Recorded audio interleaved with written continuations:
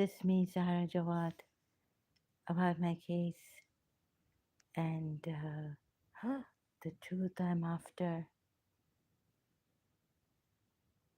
Sorry, I just pressed here on something. Um, so before I forget, um, the way I'm being attacked here is through metaphysical mind level and voices coming and compelling, distressing me, and have I can't work out what to do, can't figure out. Since year 2000, some people came. Uh, I was disturbed by what someone had said against me. Uh, so I started to expect from this person that at least they would not, you know, say things against me. But they did, and with uh, symptoms, I couldn't go on, cope with life. And the lady in London told me, a clairvoyant, what was wrong with me. The symptoms were 100%. And so now I can't do any healing. The only thing I can do is come here live. I couldn't figure out what to do. Uh, Traumatized. I felt really like there was a lot of disturbance in my house, inside of me, and another person in my house. Also, when she was praying, there was this disturbance in her mind. They wouldn't let her pray. So people really nasty. I don't know. According to me, I think outside there are people that are nasty, but I had to take a chance. Uh, like this awakens empathy, care for people who are driven mad by society, by gaslighters, covert narcissists, a word coined by someone. Uh, so I'm just using the shortcut um, without having to describe them or something like this. I cannot keep my facial expressions normal right now. They're changing, and I'm messed up. Recently had quite a attack. I mean, in the sense that this person prematurely um, said things, said, commented, and I did something, abused him. Later on, seeing his profile, which is locked, but at the time in August when he was after my health, showing that he cares, like, but not understanding my case. It was like a harassment way, very covertly done, undercover. Because another person, and a smiley I found on Facebook, commented under him saying he's shocked. So um, I was then I can speak to him on the messenger, like because he sounds normal and trustworthy to some extent. So we had a talk before also on the Facebook Messenger. So on Facebook, this happened that one person, a smiley, uh, very nice. So I invited him, I sent him a friend request. But the other one seemed dodgy to me. Now I have voices about a certain person saying that they wanted me to go insane. I don't know what it is. How many people want you to go insane, or how many people don't like to see you progress in life and don't want your you know, interest, best interest. They don't have your best interest, but they show that they care, sometimes even very covertly done. As my mind is not working right now, also, and this person also, this one lately on Facebook, started to use my mental and my condition case, hit me back on that. Uh, so I looked at his profile. I answered him, but on that I can't explain properly right now. My mind's not working. Let me see how much I can explain. And so please, yeah, before we lose our minds completely, uh, I thought the only thing I could think was Facebook has come. I was introduced to Facebook when I was in Karachi, and all I could think of was come on Facebook, social media, and don't keep secrets. They were secretly coming. We would secretly help out or do things when they go and they mess up the. I felt my case was messed up. That Yusuf Zedi, this person had come through the internet. I found him, and then he messed up my case and the dishonesty and all this. So the only thing now, it was like there's a lot of healers. I found yesterday a person, lady, helped me without knowing that she helped me because I was here. It was um, very bad for me, draining my energy, and going into a very negative thing. That this person, how he got himself out of this, they would say yes, they care, but like so personal attacks. It's okay as long as the Muslim, I don't know him, and even if they come on Facebook, but knowing my case a little bit, as he claimed a month, some weeks ago, the same person came to say that I'm mad, insane, or incensed. What does that mean? Not in senses, or not in my senses.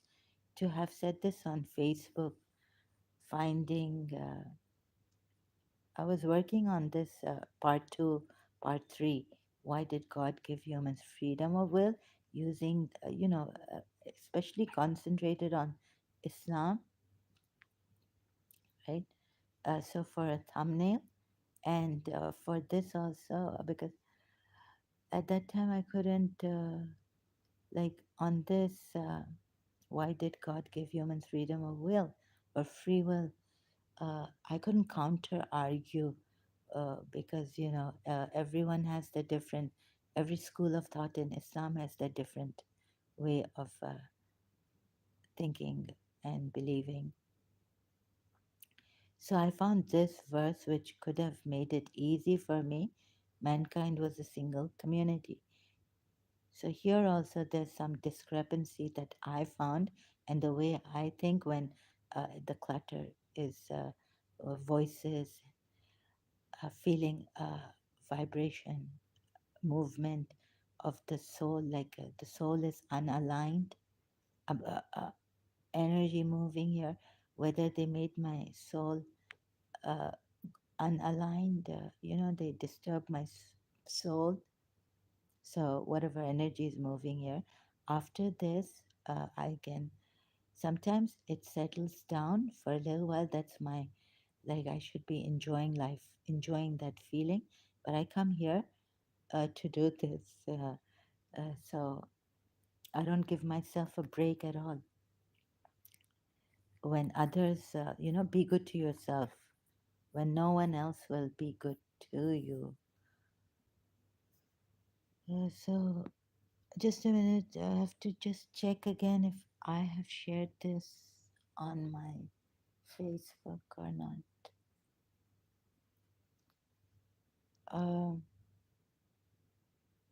so right now, the way I'm being attacked, I cannot seek help online from the already healers who are showing their faces, are much courageous, and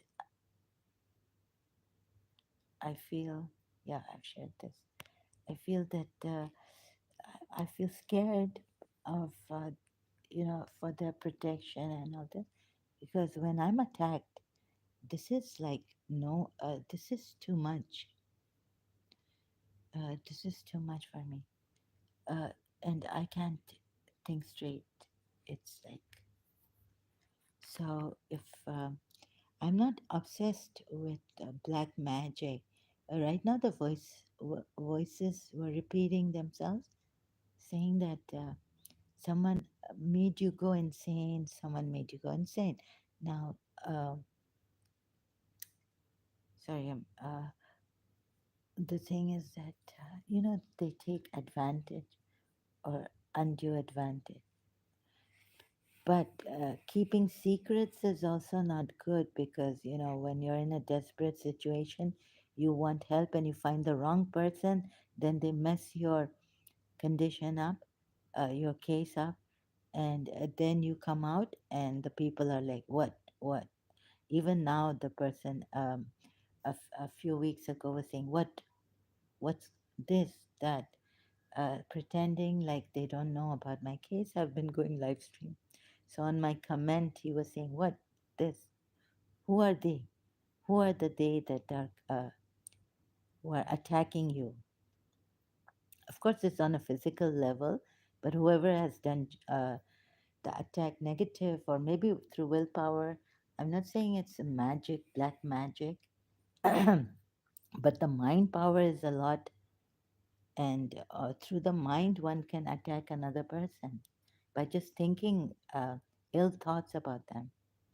I think it can have an effect if you've read The Power of the Mind books. And if you've learned that how to, misuse quantum physics and all this. And then there are people who, they care for their occupation and not the people, and they care for their own reputation and all this. So we can see a lot of people out there who don't care, but they only care for their reputation and selfish interest, occupation. So right now, anyways, I can't. Let's see if I can. What do you call it? So on my language also, I was attacked again by this person, Fakhar Khatak, and working on. So I was like, who is going to help me? Um, who will give me honesty? So I got a golden falcon. I don't the falcon, America or UAE. Uh, and I was making a thumbnail, and uh, with the golden falcon, I felt a little here a little bit about the queen. The slight here looks like a balcony, and anyways, these are abstract things. It takes time to look at them and figure out if because the person working knows what can look at details. The queen Elizabeth II who passed away, I was getting this feeling that these images are for her, and a tribute to her. Then, and here you see this animal reading a book. So for the thumbnails, I make this book thing and put the title on it, open book. So I was working on a thumbnail for YouTube. Then I got this like a bird and uh, this strange alien bird, phoenix or something, reading a book.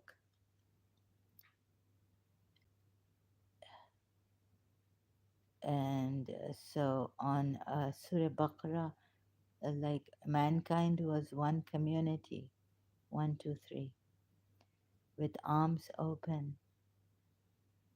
Uh, okay, this very dark because I've put my sorry, I've put my um, mobile to low light because I have a problem seeing. I just had a headache, so I can't speak properly now. So working on this, I found that the heart, uh, it's the heart's way you should take, but I don't know.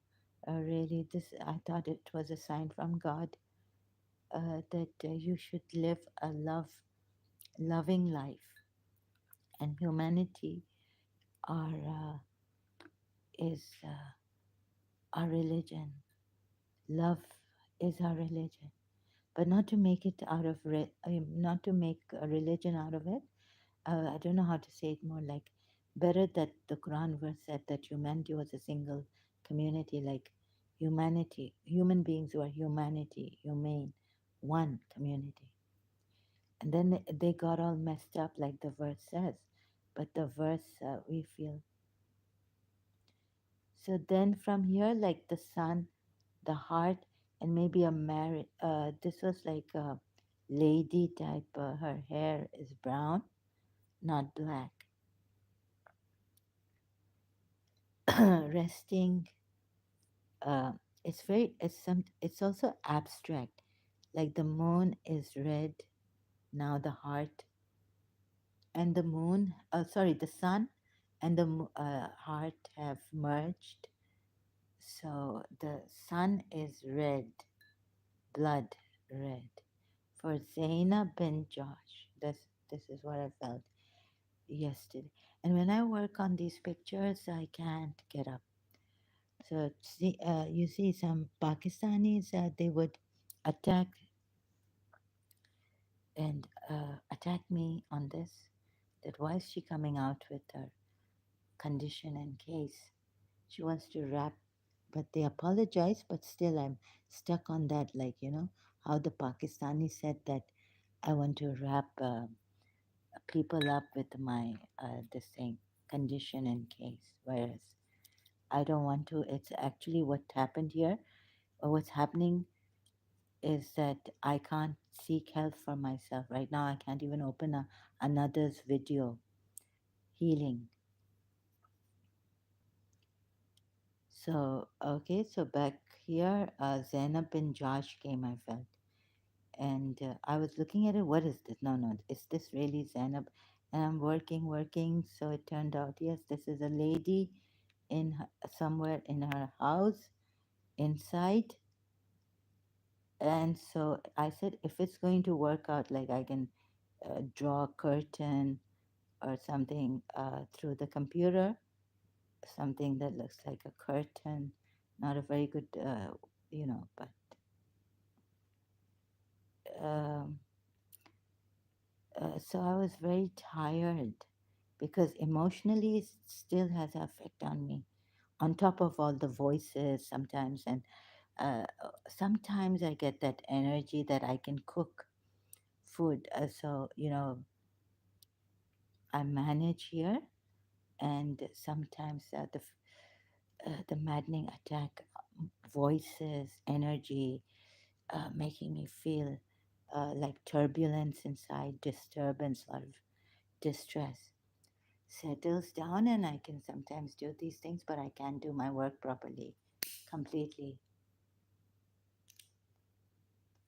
And sitting on some things for a month or so, right? So, shame. I had to become shameless. I come out like this because I felt such negative energy. I couldn't breathe. It's unspeakable, the cruelty they did on me. And Yusuf Zedi had said in year 2000 that he's doing something in 21 days, good, some good will come and all this. So, there are these people in Pakistan doing amals or in the name of Amals, they do black magic, special prayers and all that. They have to invoke on the jinn's power to help them because angels don't come. So, and they catch these jinns, which then are called in our language muakil. Muakil, special, like they are caught or controlled jinns. Surya jinn, if you know, these entities like aliens, like they have another world, they are not visible to us and all this. So, this is, then they, through this also black magic can be done, I was told, and I even contemplated on it. You can harm someone with this energy, like you have energy you can harm, or you can even what energy, like you can make a bomb out of it, or you can make some electricity or help the people, or you can make a bomb out of it and destroy, kill people, burn people, things like that. So yesterday, this is like a lady sitting now, but trying to get up because Rasulullah has come to the house of Zainab bin Josh. So I was going to explain it later because I wanted to. I just my meal. I just had one meal, and when I work on these pictures, I can't get up to even make tea for myself. But uh, after 6, 7, has it been 8 years that I've been sharing on social media, and still this dodgy person is like, "What? This? Eh? Who? Attack you?" Like that, right? So like that. Sorry, I get all funny right now. I'm not in my up. I'm not settled. So I can't. But I need help. I need healing. I can't even do qigong. Ooh, this is like a shuddering thing, unspeakable. Um, Animals would have died being kept like this. Uh, so telepathic communication. Okay, back here. I find it difficult to concentrate on one thing because the attack and they take away my attention. It takes away the voices and all. Now it's subtle, but still, I feel that they're taking my mind off what I'm trying to say here. So I'm not in, what do you call it, proper, like my mind is all over the place, wild, going wild. So I was going to, but as I was working, oh my God, like God has given me signs, and I can't keep compose my feelings, and I've been working on Islam, trying to help people if I can, and myself uh, to see in other way Islam and how we see it when we were believers, and or Shia, and how we see it when we're not. Like some things we couldn't see, like the Surah Baqarah 213, that mankind was a single community, but that it was bad, it wasn't good. Although it was, so explaining that, like why I couldn't see that when I was a Shia, and now I see it differently. So why I see it differently, explaining. So my thoughts are not congruent. What do you call it? Like an okay, I'm being attacked, right? So I it's like monkey mind. Ooh. Okay, so then I had to say that I knew the risks involved on Facebook. It's been 6 years. Uh, so I know the risks involved being in a Muslim a country, or, they would kill me because of the apostasy, and saying anything against Prophet Muhammad is whether you are justified or not. They don't see this, the Muslims. It's just that not to say anything against Prophet Muhammad, otherwise, it is blasphemy. And now I think Pakistan has appeared in the United Nations for making it Islamophobic also. So this Pakistani man was telling me, which I shared lately, so on the live stream, previous one, that if you haven't been, or just a little bit of repetition, that it's Islamophobia. It comes under Islamophobia law, something. Maybe Pakistan has one in the United Nations about this, that saying anything against Prophet Muhammad is comes in Islamophobia, not not only blasphemy law, but now Islamophobia. So they don't see whether your thing is justified or you're getting any. Anyways, I jumped the gun and I shared this for my artwork on my art page on Facebook, right? And I said that Prophet Muhammad was an adulterer because I felt God or my own images miraculous through a divine thing, divine power or something, uh, omniscient. Anyways, a lot of even Muslims use the God omniscient. But this is what came to me, and the sign was communicated to me that it's Zainab bin Josh. So it's something seeing the signs coming and reading and showing through the mind logically about.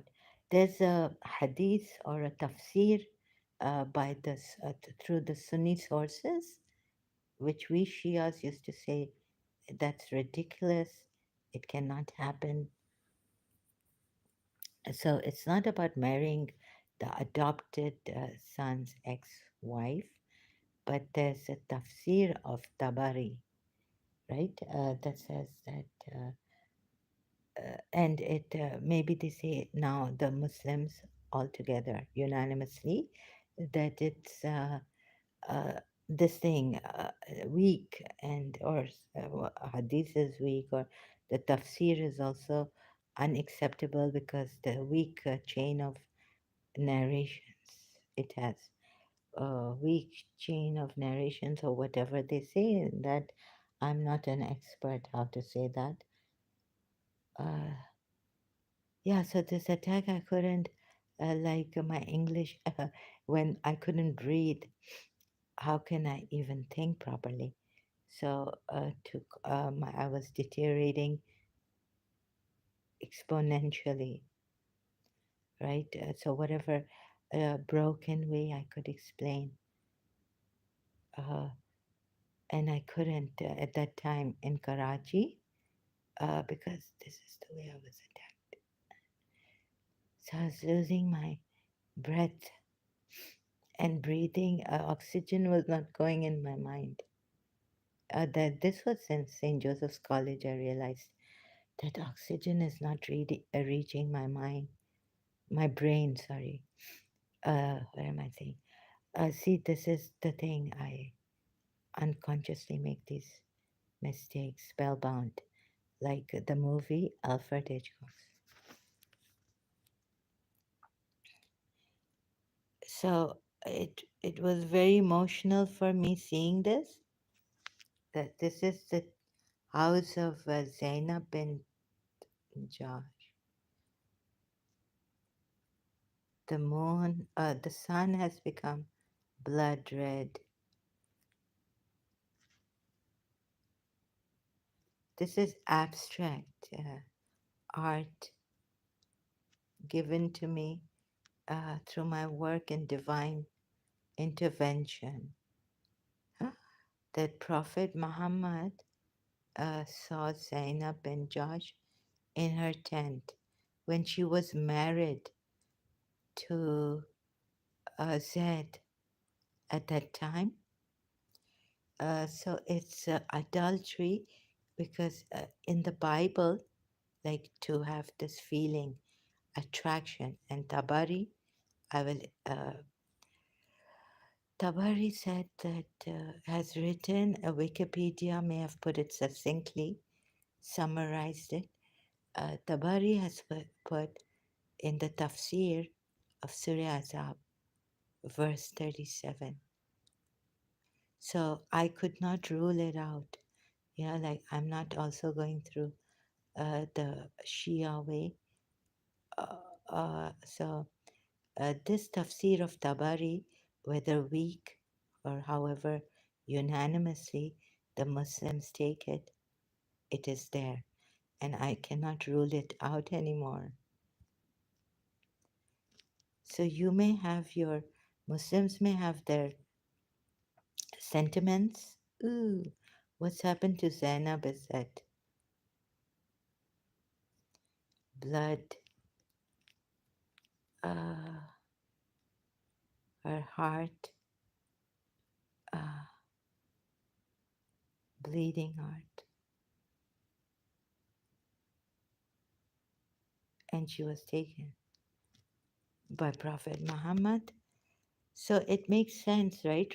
Reading Tabari's tafsir on Surah Azab, verse 37, that why Zed was told in that ayat.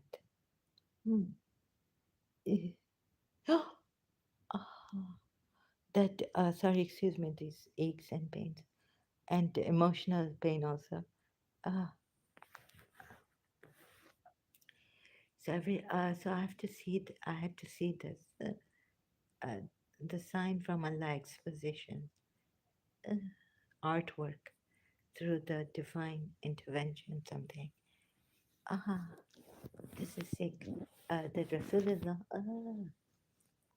tells Zaid to keep his wife and fear Allah. And while he hides in his heart what Allah was to disclose, i.e., to get married to Zainab. So it makes sense. Tabari is only a tafsir. Why would, like, I've been going around and very confused about this, but saying that, trying to reason and share that with the Muslims of different schools of thought in Islam, that what, like, why would, you see, to explain this, when Zainab bin Josh, we are told, had a problem in the commentary section. She was a widow, Quraysh widow, and they say, the Shia say highborn. So Prophet Muhammad wanted her to marry for equality, like his freed slave, to bring this highborn widow, Quraysh, to the slave, like every one of us are equal, slave level, freed slave level.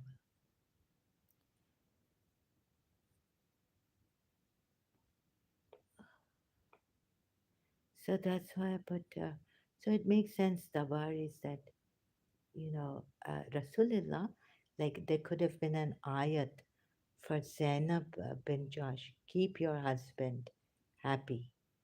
Uh, but there's no ayat for Zainab bin Josh. But for Zed, so it doesn't make sense to me. It didn't when I found out what actually was, because they were blaming Zainab bin Josh for being a highborn, and she wasn't getting along with Zed. It wasn't that Zed was not getting along with Zainab. Zed complied with Prophet Muhammad's decision and married Zed, obeyed him. And also Zainab bin Josh had to comply and obey Allah and Prophet Muhammad.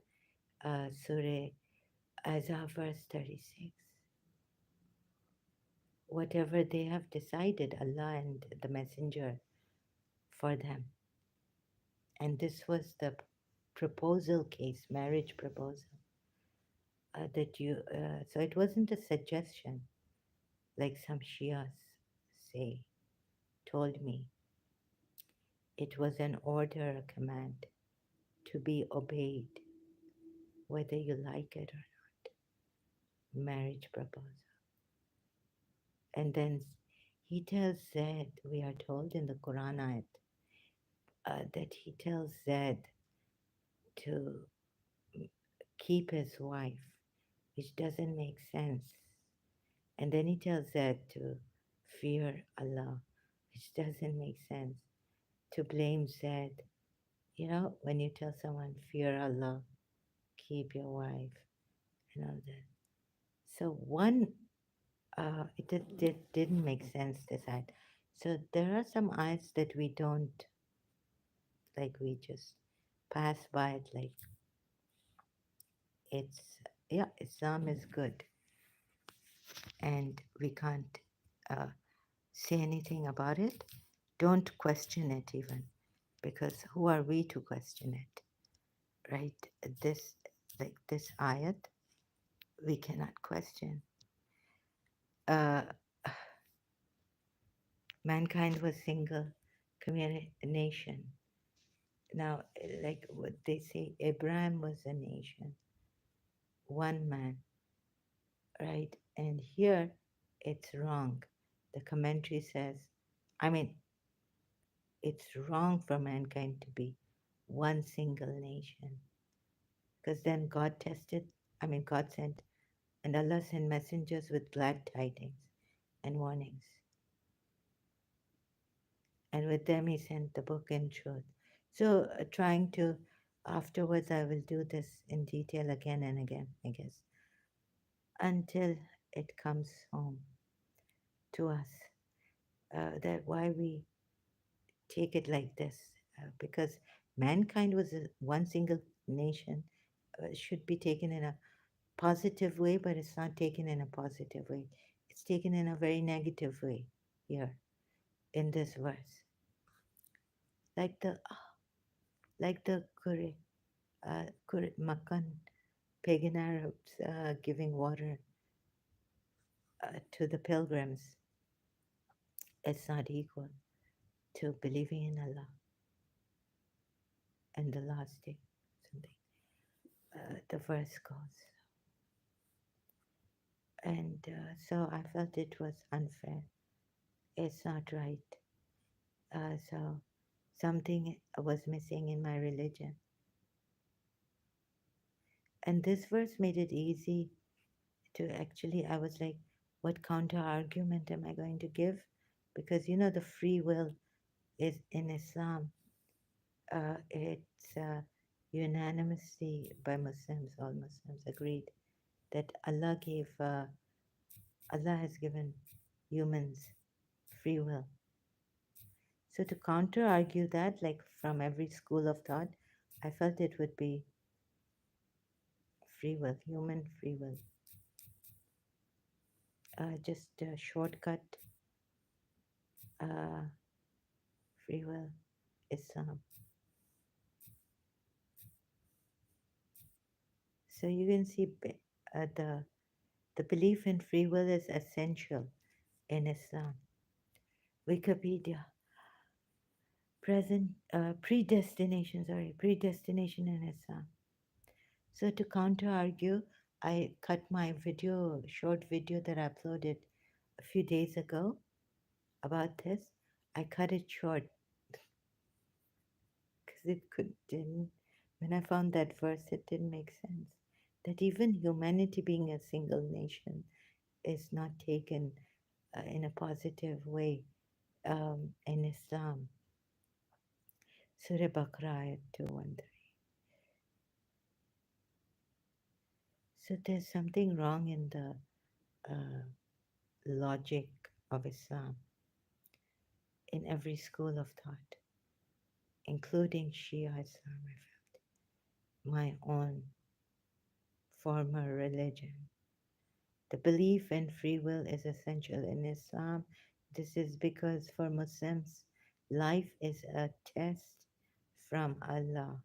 Therefore, all human beings must make their own decisions. Sorry, I'm losing my strength. And they will be judged on those decisions by Allah.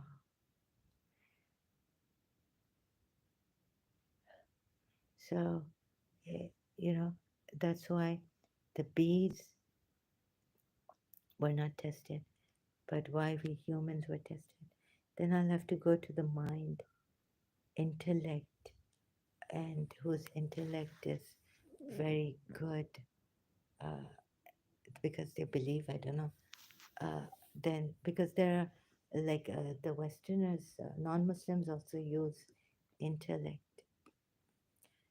but the highest intellect is of the people of faith, I think, in Islam. But generally, in Al Kafi, we are told that God told intellect to come forward or reason, it came forward. And God told reason or intellect to go back, it went back. So it was a general thing that those whose intellect, reason is there, the ones who have reason and intellect, when the sign will come of Allah, they will believe in it. Sorry, I go mad. They will believe in it, and they will obey on intellect, using intellect. Very good. Obey Allah because of a reason and good intellect.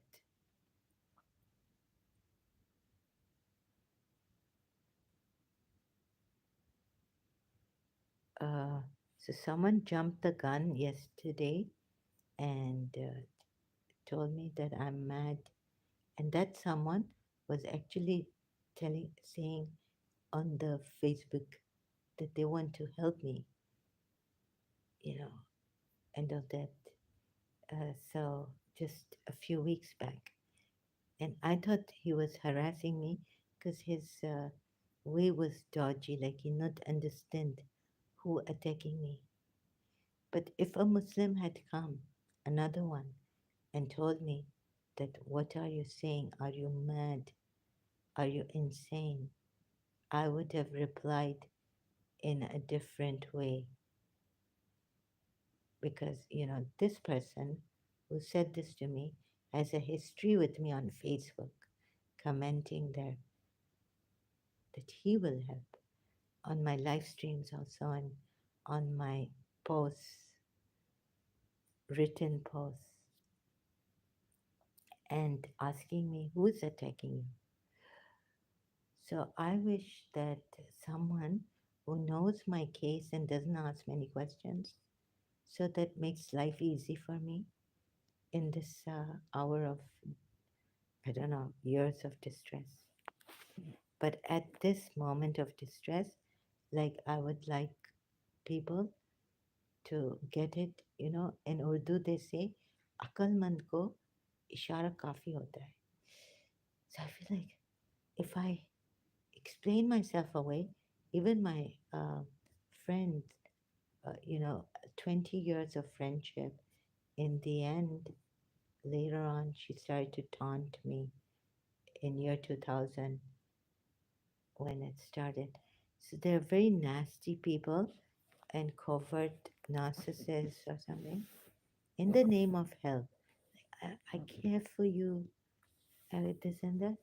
And then you love the principal when she came from Dubai in my room to meet me. That's why I had to avoid these such people. Even the 20 years old friend, I had to say no, not at this time. You will not taunt me and you will not question me. So there are people who know how to avoid people. Avoid. I know there are Pakistanis who know how to avoid people. You know, Baba psycho hai, and we have our own problem. Me and my sisters. So goodbye. Get lost. But they say it in a very proper manner. Or we are busy, so that way they can avoid you. And very, they know how to talk and all this. और उस जंगल में रह के with Pakistanis, they know how to avoid you, and I'm like struggling. Now she's going to come from Dubai and call me, and I can't take her because she started to taunt me that I love the principal for her position after knowing me like 20 years for 20 years, and I've never taken I wouldn't take favors from my cousins even, like they'll say, "What? This is not favor. Now listen, let allow us to pay. You are a girl, and you're my art sister. So, anyways, I had to allow them to pay because then their friends also going in groups. So I would say, let's go Dutch. Like, let us. They would say, no, no, we're paying. I would say, no, no, let's go Dutch so that they would not mind, you know, like that. I tried, but they would say, no, no, we're paying for this and all this. The dinners, we used to go out to restaurants and on. So you see, I uh, wouldn't, but she wasn't there, my friend, with my cousins and all. She was not there. We didn't invite her. But when she knows me that I don't take favors from people.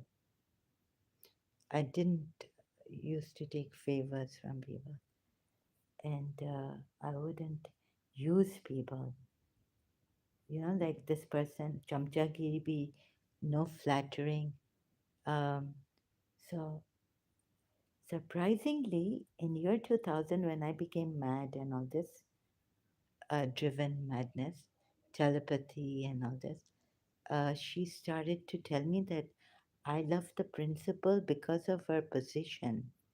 I love the ex principal now. I mean, in year 2000 of St. Joseph's College because of her position. So I told her, like, this is just an example.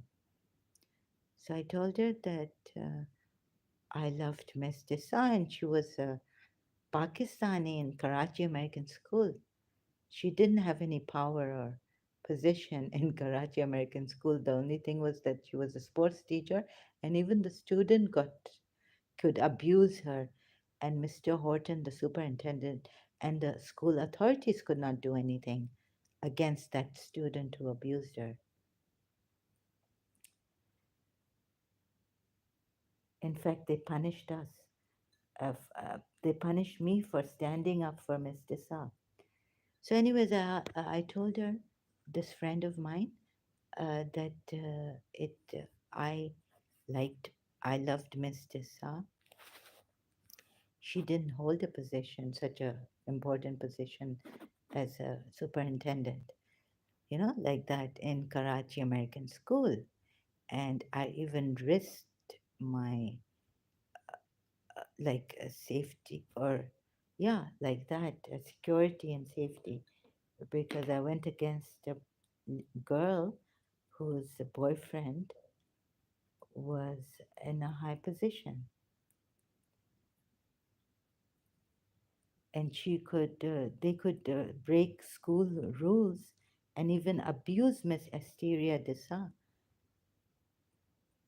right, and get away with it. So, and I risked that. I stood up for Miss de Sa against that girl. So, American girl. And so she says to me, the same friend, 20 years now, sorry, yeah, 21 years friendship in my bedroom. She says to me that, well, Miss Dessau was a strong person. So that's why you liked her. You loved her because she was a strong person. The word she used. I had forgotten actually what she had taunted me like this. And so that your love is just that, for strong women. Later on, the Muslim men who, like, you talk about love, like, but I've heard that someone in Pakistan somewhere, uh, fell in love with a gharib, poor man, and left her rich family to marry this poor man. Urdu speaking, maybe not even at all like English speaking.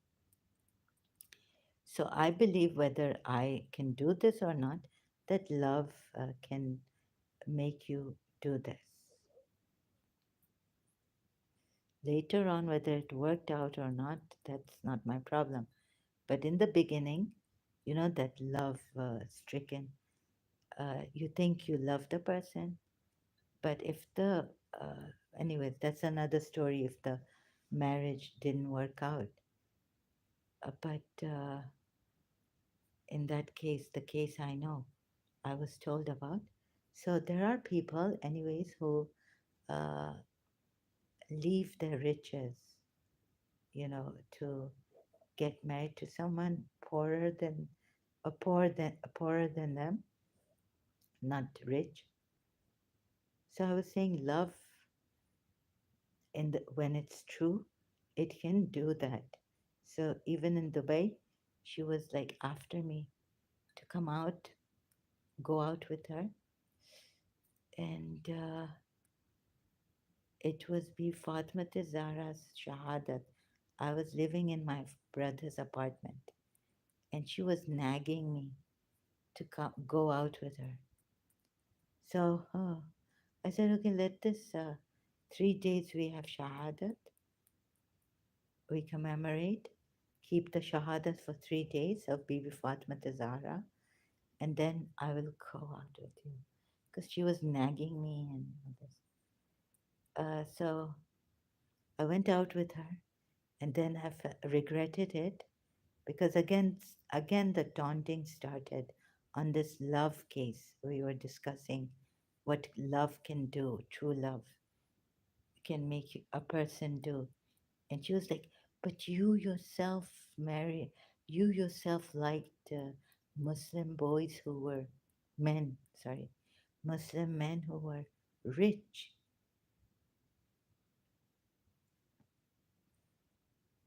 But I want to say that, like taunting hoti hai, you don't realize, is it, um, you don't want to answer back. But of course, at that time, like what you can do now, I felt was that, people being really nasty and taunting even friends who are not well. I would never do this kind of a thing. And she's like, so you see, you detect the deception and dishonesty in a friend. So I said, complain here on Facebook against her. Like, इसको अपना पीछे से complain करो. Because we patiently persevere, silent. इनको कोई एहसास नहीं है. इनको, or my aunt and I, we were discussing कि, long time ago, दैट अगर किसी को कोई एहसास नहीं है, उसको हम एहसास नहीं दे सकते। उनको रियलाइज़ करना चाहिए। हम लोग चुप होके निकल जाते हैं। खुदा हाफ़िज़, you know, everyone, sorry if we said something. And you know, when guests used to come to our house, it's an old culture of us. When we used to depart, we would say कि माफ़ करना अगर कोई गलती हो गई हो, अगर कुछ बात हमने कह दी जो आपके दिल को लगी, ऐसा करके हम निकलते थे उस घर से, जिस घर पे हम जाते थे। ये हमारा कल्चर होता था। और हम कहते थे कि जब हज हज पे जाओ ना, तो all even your acquaintances you are to call and say माफ़ी मांगना, like ask for forgiveness, anything I may have said, you know, or what I said that day, you know, knowingly, please माफ़ करें हमें, please forgive us. And so because I'm going to hajj, and please forgive me, अगर कोई नादानी से भी अगर मैंने आपका कुछ कहा जिससे आपका दिल दुखा, जिससे आपको कुछ तकलीफ हुई, तो हमें माफ़ कर दें. So you know, going for hajj, before that pilgrimage to Makkah, and even the Shias, I feel we would, some of us would have to do this, going for the pilgrimages, our pilgrimages to Karbala, or before that, some of us do this. It's not, I mean, to some it's not important, but some of us, we would, before going, call our relatives and say, माफ़ करें अगर हमने कोई बात कर दी, कुछ कर दिया जिससे आपके दिल को ठेस पहुंची, या आपको कुछ थोड़ी सी भी तकलीफ हुई, हमें माफ़ कर दें, ऐसा ना. Forgive us. I can't translate it in, I wish I could translate it in English. So this way was my way. I felt I would do that. I admired this way. So, not my way, but what I mean is, I would take this way that was in Shia Islam and in Islam. Uh, so, I would choose this way to do it. However, not everyone does it. कि हम phone करें even acquaintances को कि हम जा रहे हैं हज पे, आपका अगर कहीं दिल दुखा तो माफ़ कर दें, या कुछ बात ऐसे हमारे मुंह से निकल गई हो जिससे आपको थोड़ी सी भी तकलीफ हो, तो हमें माफ़ कर दें. Forgive us. So we used to, some of us do this. I don't know if all Shias and all Muslims do this, that before going for a pilgrimage or any, yeah, ziyarat, that's pilgrimage for the Shias, um, we used to, we would call even acquaintances, people we knew, people, if we can call them up, still have their contact number and reach them, you know, to do so and say, please forgive me if I said something. I would say it straight up like this, you know, that I'm going for Hajj or maaf kar dein, and this, please forgive us if we said something unconsciously, or there I said it deliberately, so I apologize greatly. And also, where I said something unconsciously that may have hurt your feelings in some way, please forgive me. So I wanted to make that a habit, and also to, uh, not only before going for pilgrimage, but going to anyone's house, and before departing, leaving the house, you know, going to say that if I have said anything, please forgive me. If it's hurt you in any way, hurt your feelings. So, this culture I wanted to practice quite often and brush up on my manners, good manners, and things like that. But unfortunately, it all backfired. My mind's not working. I had to come here, use Facebook. Now we can use YouTube also. So for my case, because there are people who terrible, nasty. We can see. So what's the dua like? Let me show you. Maybe it's in Dua Yamani. Some people, and that I was also, hurt myself.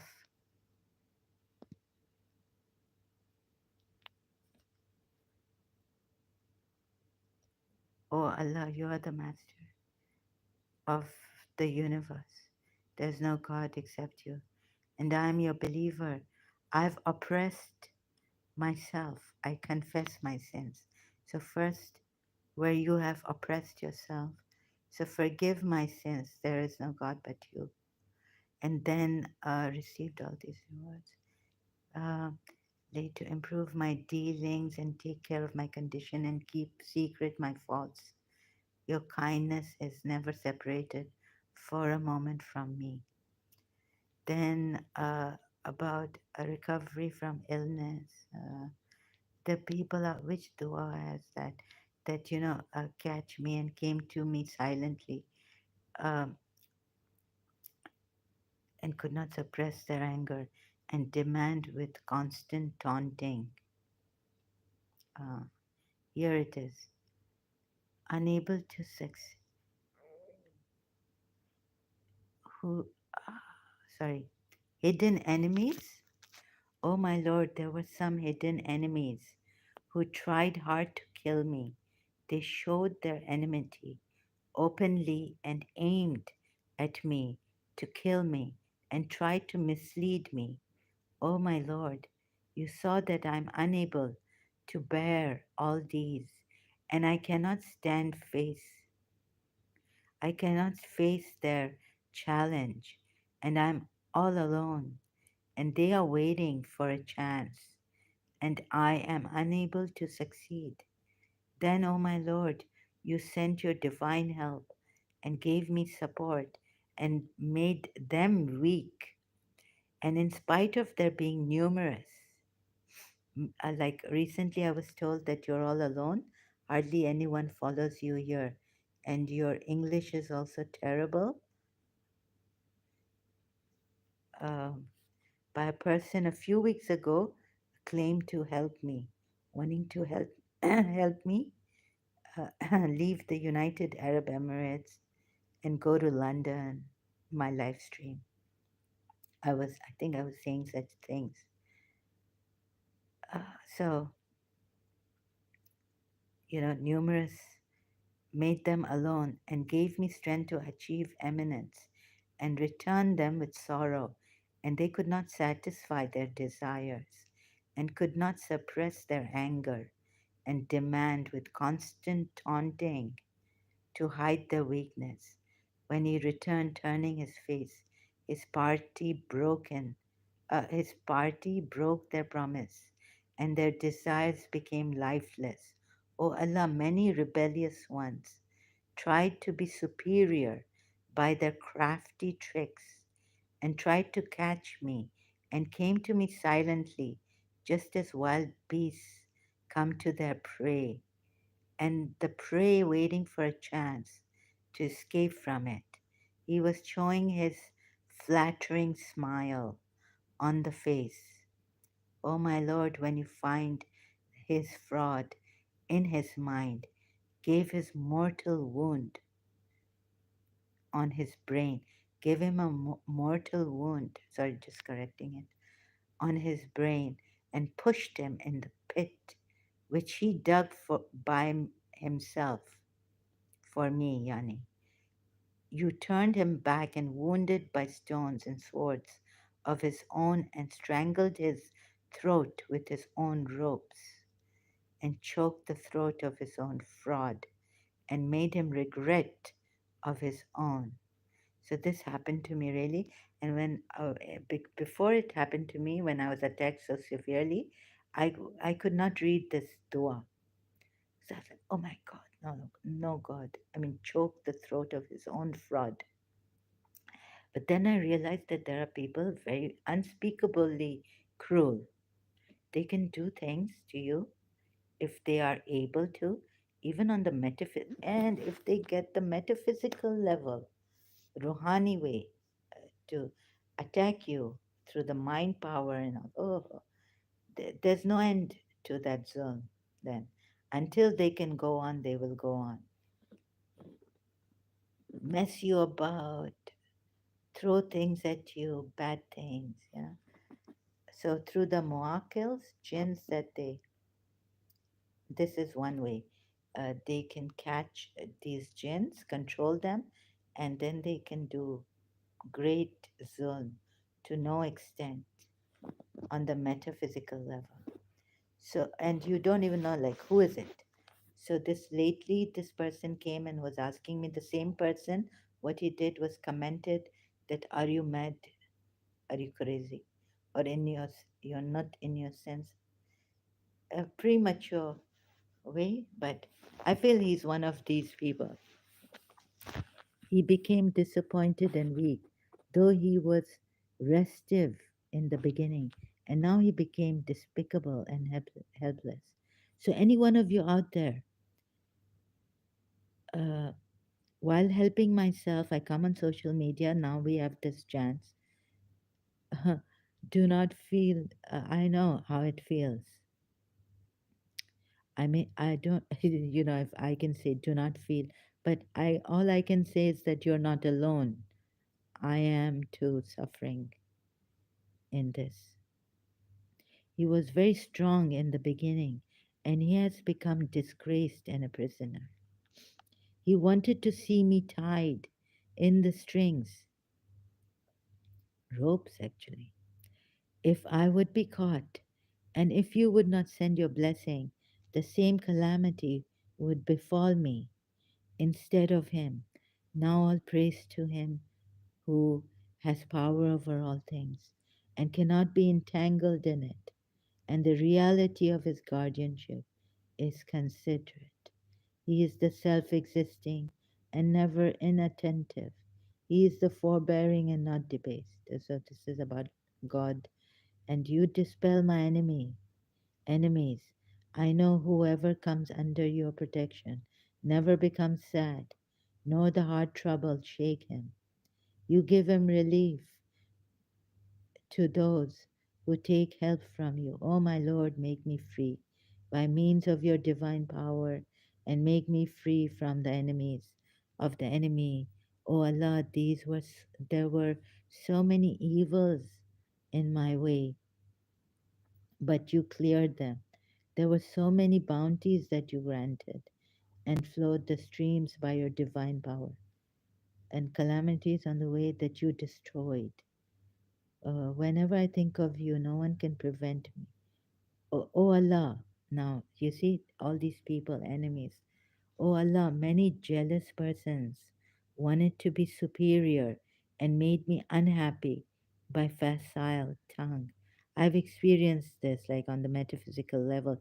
You see, hypocrites are not shown in front, they don't show themselves. But th- I've experienced that they're, what do you call it?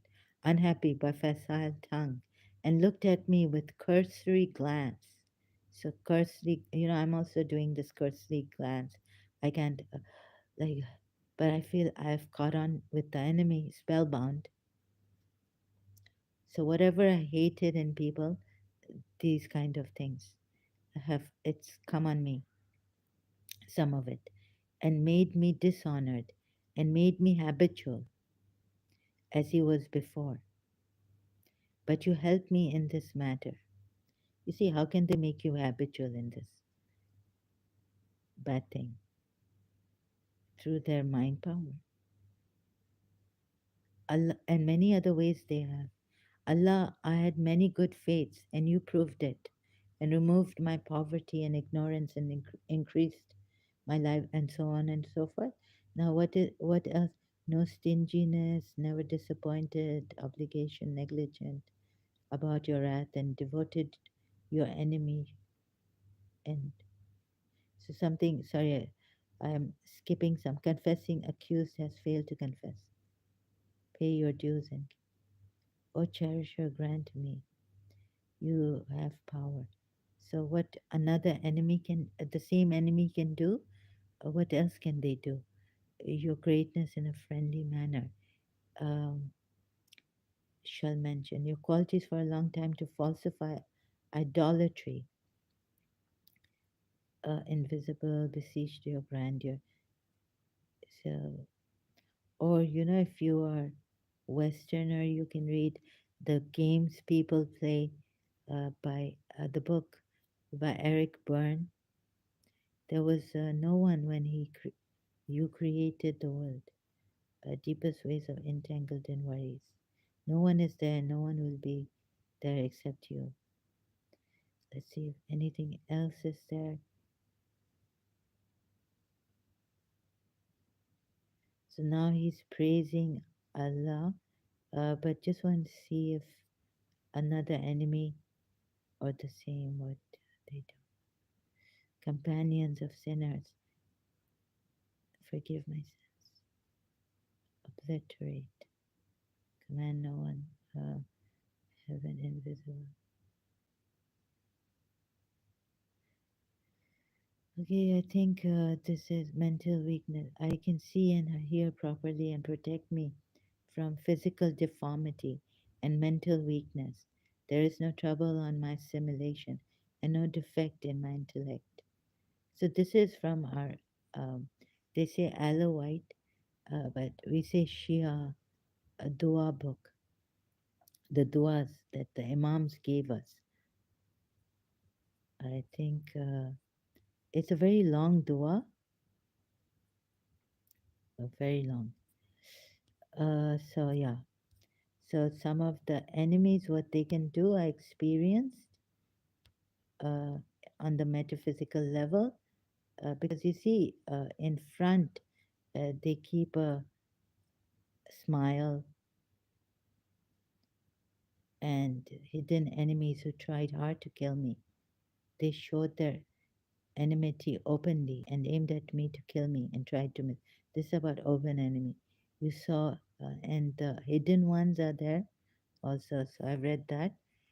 To hide their weakness, they taunted me and constantly, their jealousy.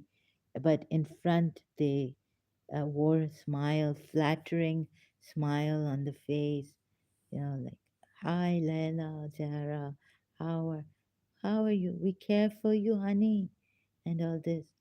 When you find his fraud, her fraud in her mind, gave his mortal wound on his brain and pushed him in the pit. Sorry, just a minute. This wire gets entangled.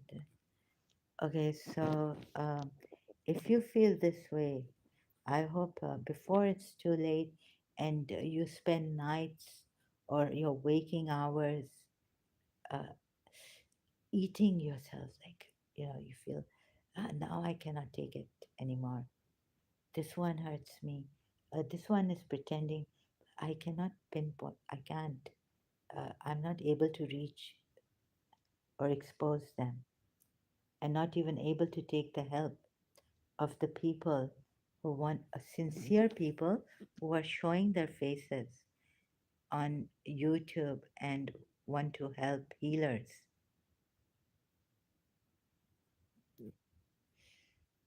before it's too late. So this and what to do. So I couldn't think. My mind was, it's attacked.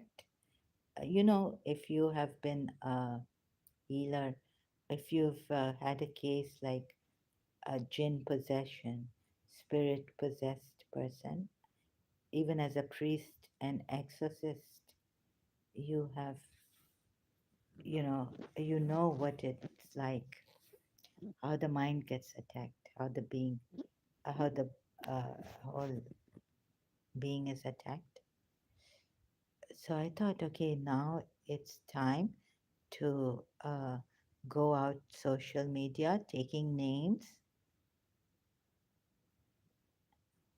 giving out names. This is not gossip and no rumor spreading, but it's time I, at least if I can reach, my voice can reach someone out there who the schemer has schemed as a friend, hidden enemy, as a friend, you know, although jealous of you, but doesn't show his jealousy.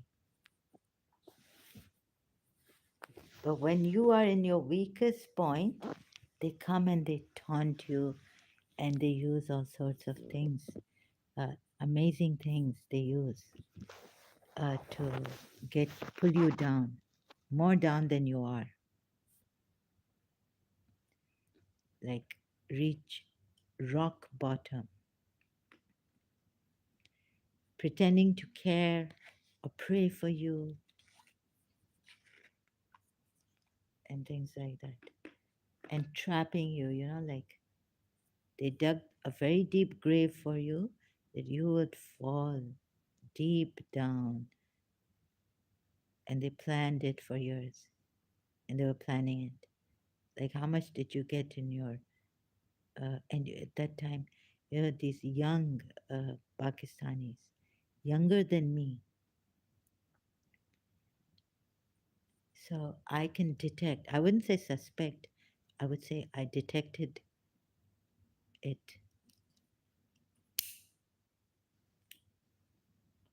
So they use you like that, and with friends, they're like, we care, we're concerned, we want to help out. And I gathered, if I say something negative about UAE, a Pakistani would surely come. But I tell you, Emiratis, our sheikhs and all, whatever in their personal life, at least they don't lutify their own people like the Pakistanis do. And you think that I'm going to, this Pakistani will come on live stream, after my live stream, on Facebook and say, I will help you. Now, who's putting food on my table right now? UAE is. So whatever the reminder that human rights violation, child jockeys Ansar Bernie spoke about and they've uploaded videos on that. At least UAE sheikhs and what they've made, they don't lutify. The Arabs don't lutify their own Arabs. Once you make an Arab a friend, sorry, a brother, but in Islam it's not. But at the olden days, although the Rasulullah says get married to help the person, but the wife you can help by, but a friend, a Zabani sister, meaning, by just, that's not allowed in Islam, but we used to say that when you make an Arab a brother, oh, they're very generous. They will help you if they can, you know, and hardly betray you on that. But they're very good hosts.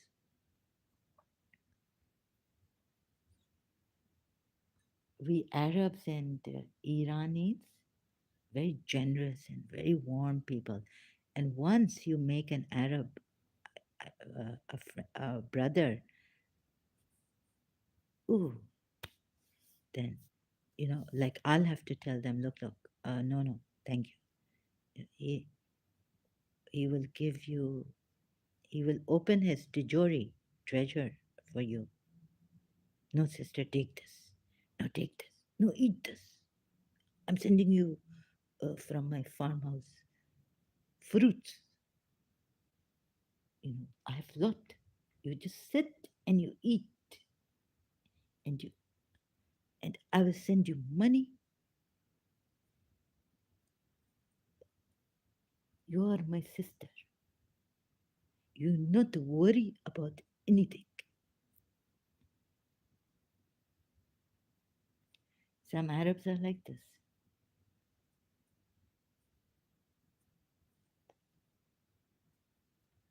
Assalamu alaikum, sister. I'm sending you 1 million dirhams or dinars or whatever they call it. Whatever, whichever country, Qatar country, this country. I have to tell them, no, no, no, excuse me, please. It's okay, brother. I not eat so much fruit, you know. They make you sit and eat. So this was the case of Arabs.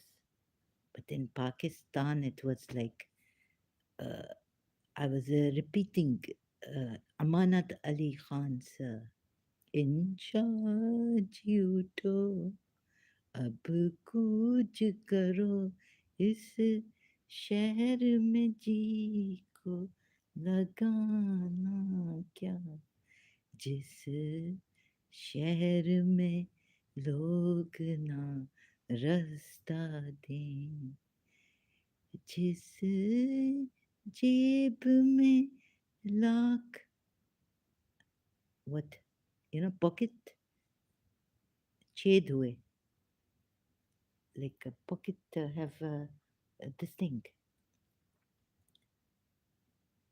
छेद what do you call it in the translation in English Amanat what Amanat Ali Khan's ghazal huh so that I singing in Karachi Ramadan come stealing happening on in that house this house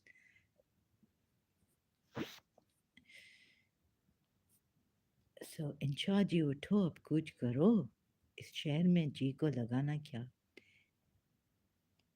the people of this शहर country not to give way on the road not to give way anywhere for you to pass or progress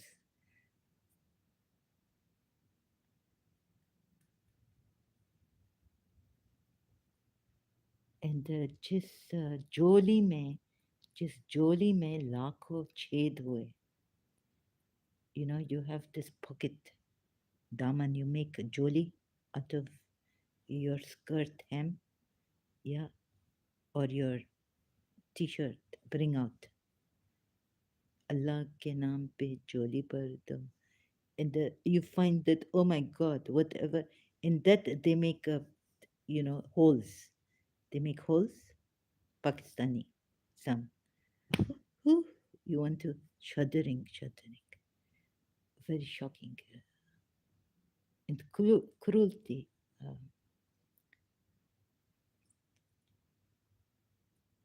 so like that happening I say police come out now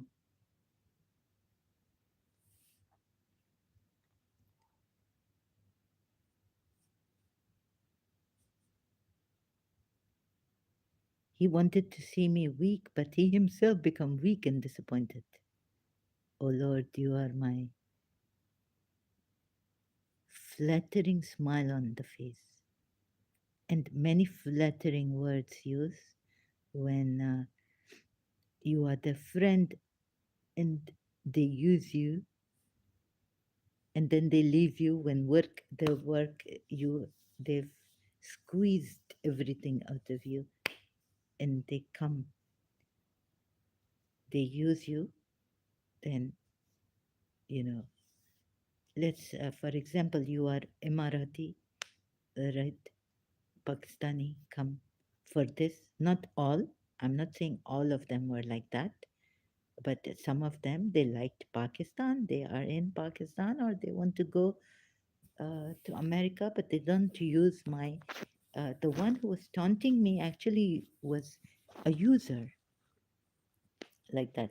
But very, very much of flattery and smiling and nice words using when in O level, when in A level. Although from Canada, she want to have Canada, she want to come to Dubai, see where I'm from, so that the good foreigners come here.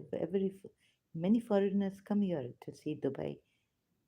Dubai very famous worldwide, and they now want to make it a continental place, international. Right? I heard so very fast, like the western city, like New York or something, and London. So uh, she used me, and then she come taunting me in year 2000. But before that, Layla, I care for you. I care for you. Honey, what are you doing today? I want to know. And all that, take your secret, and then, you know, and the shaitan, you know how shaitan is. He give them uh, luck also. Luckily, they make lots of friends, 1,000 people, party, this, name, fame, occupation, career, everything Shaitan give them.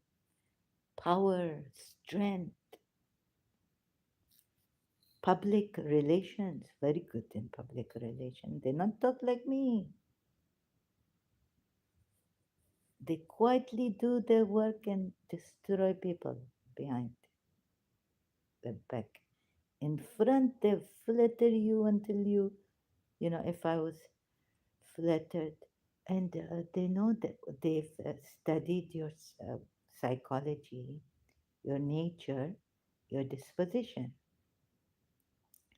So the way they flatter you is that in a very a way that you would not know they are flattering you. Such heights they've reached and caring and all this. So, anyways, whatever problem UAE have, at least one thing I give them, I salute them because my mother Pakistani, I brought up Pakistani, like, unfortunately, but thank God I have Khoja Sindhi. So my community very nice, very simple, peaceful. They not play games or do anything because one of my community members and we don't even need a thank you or any reward because we do our duty. And I see this in myself somehow. I carry my mother's, thank God, our great grandfathers and uncles that we not even need a thank you for what we give. We not even, Jesus Christ say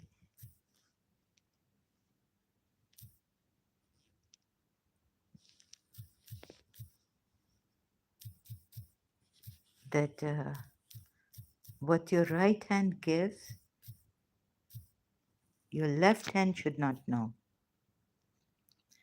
So this my mother's grand uncle, Ahmad Ghulam Ali Chavla, or my mother's uncle, right?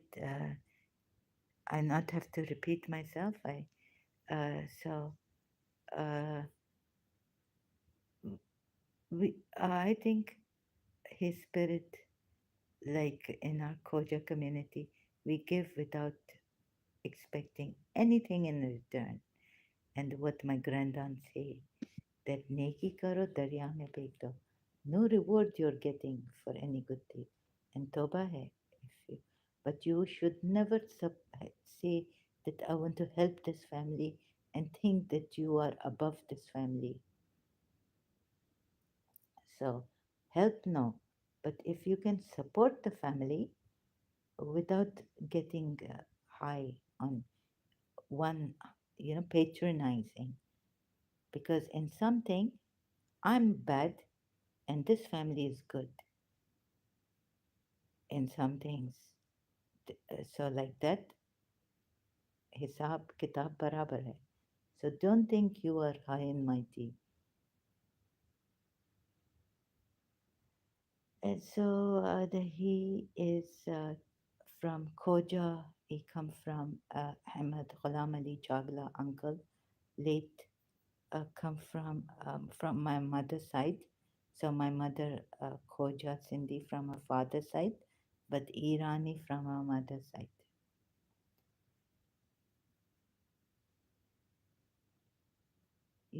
And I read somewhere very good that people can do from a Western book. I read random acts of goodness. So when you do this, uh, like not to be seen or known by people,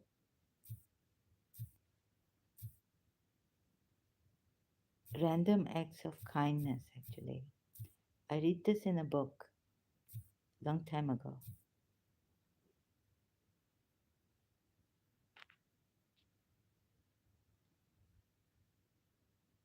So without letting the person know that you are doing anything, because actually we would say that it's not me, it's Al Al Bayt.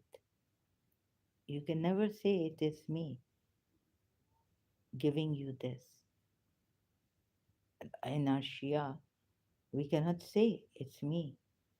Do not ascribe purity to yourself, and all good come from Allah. Quran ayat.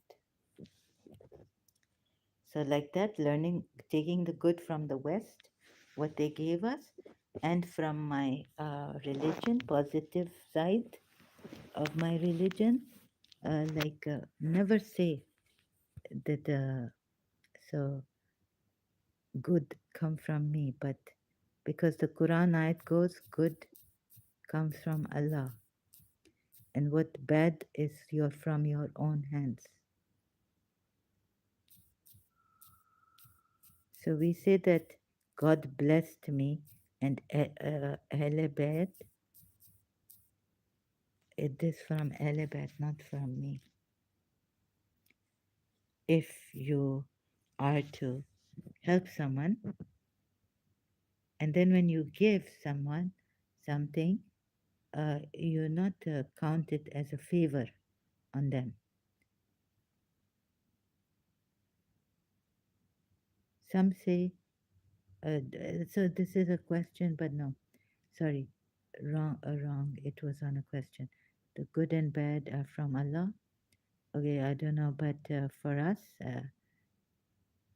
whatever good reaches you is from Allah, but whatever of evil befalls you is from yourself. See Quran ayat, Surah Nisa, verse 79.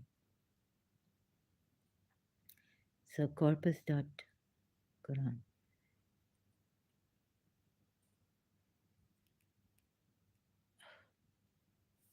So you can read this ayat. Because some people, they help out, I've seen, I've experienced, and then they start taunting later on when they've gotten you and gotten what from you, and then like in the UAE, they've perhaps made friends with uh, people who have influence here when you are in Karachi, and then they come there and then they taunt you like that, come to Karachi and taunt you because they've made friends here who are uh, um, who are influential.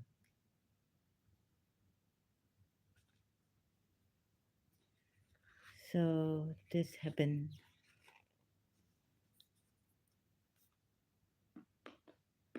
you see. And we keep quiet, but now no more. I say in year 2000, from year 2000, because secretly Yusuf Zaidi coming to help and all this, and this secret help could turn out to be a disaster because of dishonesty or something. And then you come out and it's too late to help yourself because the thing is ongoing now. The seed is planted of that destruction inside of you. So you destroy yourself, and some people say, oh, she's going into self destruction, Zahra against Zahra, and all this happening. Sorry. So please be careful before it's too late,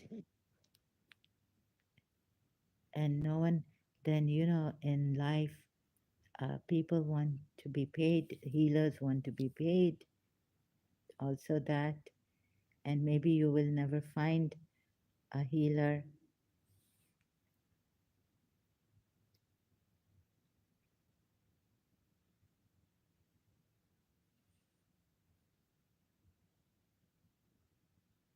So on my picture, Prophet Muhammad was an adulterer, divine miraculous exposition.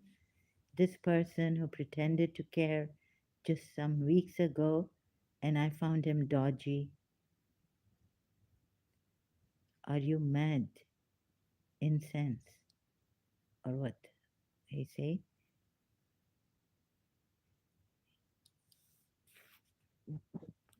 And when I check, now he have his picture. Before I didn't know who he was. Like I was asking him, "Who are you?" Because there was another person on Facebook who was very like liking my posts, going through my live streams. I had to really personally thank him, not only in the under the this post comment section. So I found out he told me he's an Ismaili and he's very nice and someone I can trust. I made him a brother. He's taken me as a sister and all. We spoke and it was great in a way.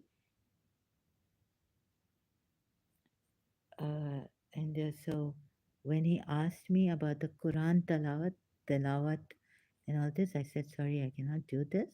And I sometimes did. I asked him, are you really an Ismaili? And he answered me in a very decent manner. And he did not trigger that thing in me. So I wasn't rude with him or anything. And I invited him then into my profile, Facebook. I sent him the friend request. Uh, so, but this person, he knowing me, my live streams, but pretending like, or maybe he wants to help out. Because before any Muslim says anything, are you mad? Incense. If any other Muslim had said something, I would have answered them in a decent manner.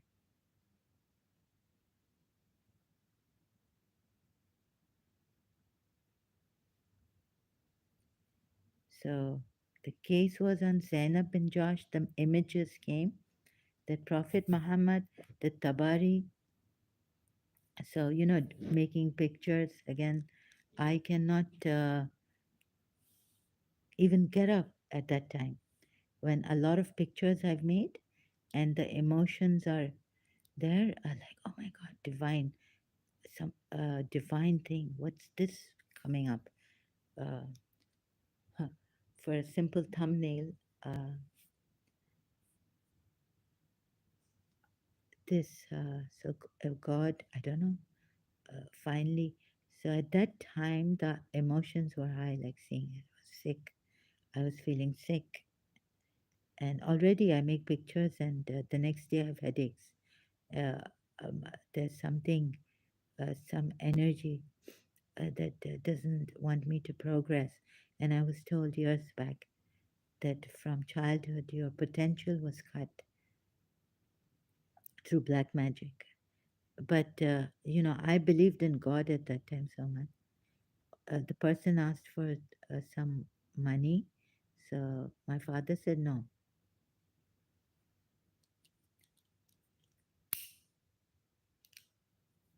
My father refused to give that money so that he would remove the black magic on me. Since childhood, someone has done something, I was told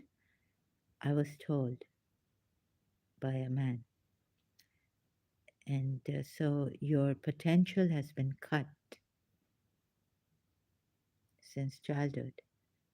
You're not living up to your potential.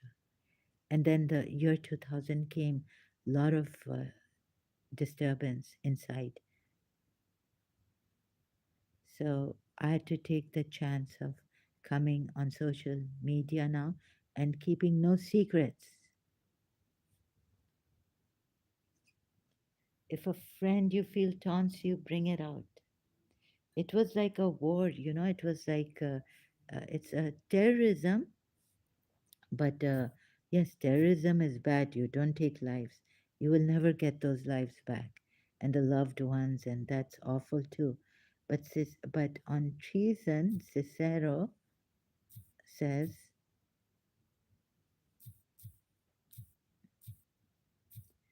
that a murderer is less to be feared. There were times when I'd say, either I kill myself or they kill me, it's better than to live like this in this torture cell on the metaphysical level, and then it takes toll on your body. You might even get cancer on treason. So I'm sorry, murder also, murdering people, but what trees is terrible. You lose that life and you never get your loved ones back.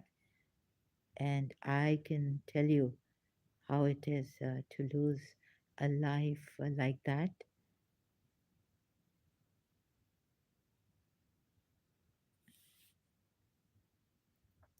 A 2,000-year-old warning about Trump, they say, but I don't believe in that. I think the other presidents were worse than Trump. A nation can survive its fools and even the ambitious, but it cannot survive treason from within. For the traitor appears not a traitor, he speaks in the accents familiar to his victims, and he appeals to the baseness that lies deep in the hearts of all men. He rots the soul of a nation. He works secretly and unknown in the night to undermine the pillars of a city. He infects the body politics so that it can no longer resist. A murderer is less to be feared. Cicero, Roman statesman, 42 BC. Snopes.com. Thank you. Okay, so just so this, and then you are seeing Dua Yamani, that there are people like that, and the heights I can't explain right now what they can do. And you can't catch them, like if I go to Dubai police or something, or Abu Dhabi police, or Sharjah police. Uh, you see, it's these covert narcissists, you can't catch them. Even America, some American are covert narcissists. You need to just, you know, if you can keep away from these people. But they don't commit a crime in the sense that which you can, you know, but this is a very bad thing to happen to someone if you have a friend or a parent And to leave that parent would be very, very difficult. They say, like they say that you must, how, you must not lose your cool. But this doesn't come in the crime. If a crime is committed, it's the crime of this. They hurt you, hurt you, hurt you, hurt you. They pull you down. They plague you in a way that this is you can't go to the police against them very cleverly. And gaslighting. This can drive a person mad. There's a movie, uh, manipulate someone by psychological means into doubting their own sanity. So you can go crazy. You can go crazy, God forbid. So please be careful. Because I've experienced these things. And in such a way, it can play on your mind that their job is done, and now someone you loved and trusted, your life is wrecked. If you don't come out of it, and it's very difficult to come out of it because they can even plant a seed of self-destruction in you. So they can show that you are insane, or they can leave a line like you're obsessed with black magic. They can drop a line like this,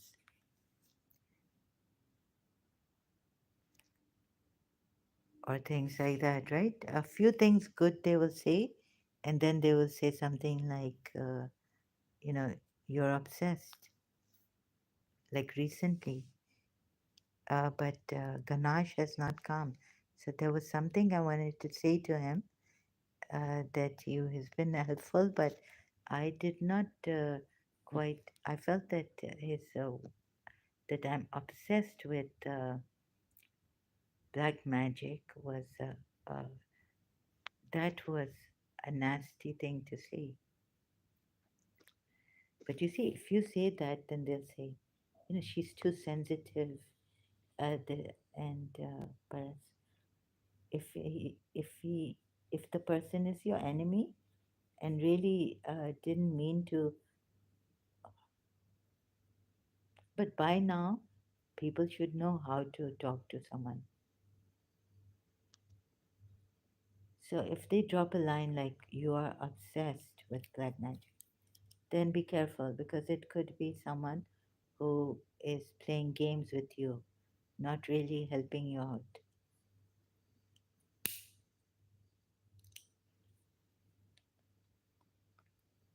These nasty things are said. So, gaslighters, you can see what you call the gaslighting person. Gaslighting, these gaslighters, they can um, really, I mean, forget black magic, but if you have friends, you're surrounding people who are gaslighters, not only one person, but maybe a group of them, how they can manipulate you in psychological ways to doubting your own sanity. And what happens, in my case, if I may say so, is that you start to also get tempted because you feel people around you are not sincere, or your loved one deceived you or betrayed you. You may go into self-destruction tendencies, develop self-destructive tendencies. I hope not. I hope it's not too late to save you. And now I see a image of that man. He's got his tongue out again, biting his tongue. It's not the lolling of the tongue, tongue, but the biting of the tongue. How to tell if someone is gaslighting you. So this could be a lifelong, if it made you like a very close partner, life partner, or a mother, or father can do this to you. So manipulate someone by psychological means into doubting their own sanity. In the first episode, Karen Valentine is being gaslighted by her husband. So that's the way you can use this.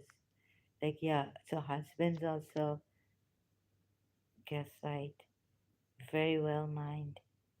I don't want to no copyrights. I hope the copyright. So you can go. I can go to Wikipedia. Huh? Is a colloquialism. Gaslighting is a colloquialism loosely defined as making someone question their own reality. The term derives from the title of 1944 film Gaslight. The term may also be used to describe a person, a gaslighter, who represents a false narrative to another group or person, thereby leading them to doubt their perceptions and become misled, disoriented, or distressed. So, this is what they were doing to me on the internet.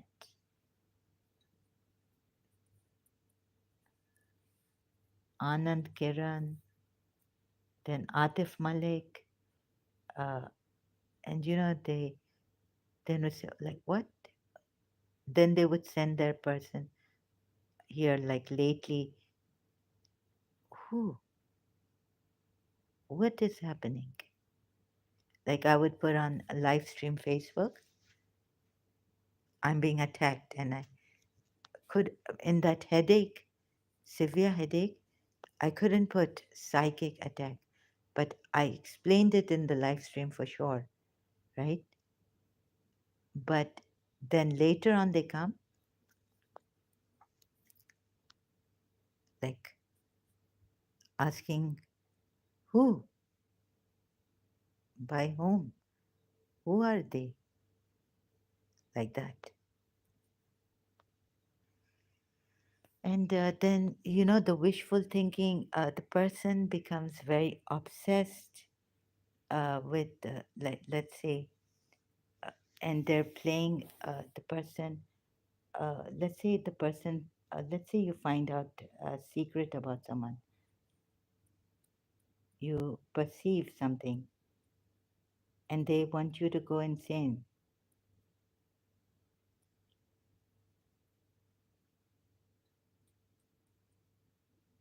right?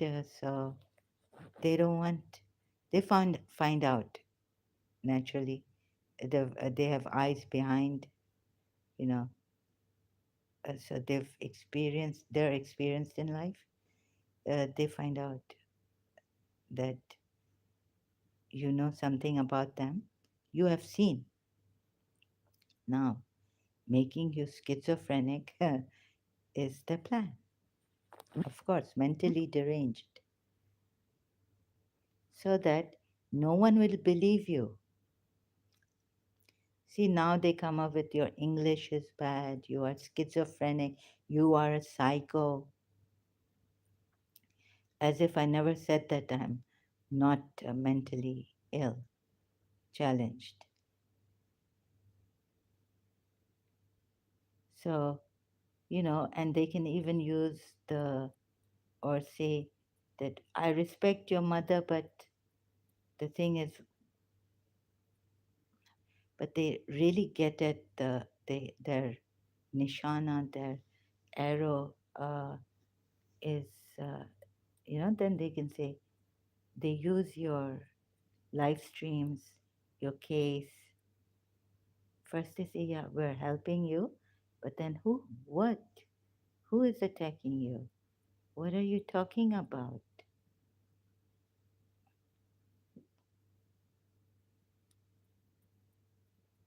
And I really respect your mother, but my mother is no more, and we don't even need the respect.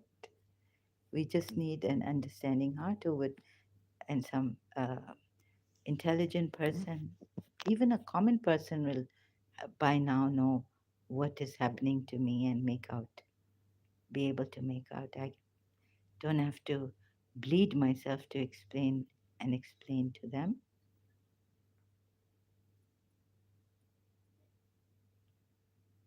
So, a good family, good person, like in London, we had the Gokuls.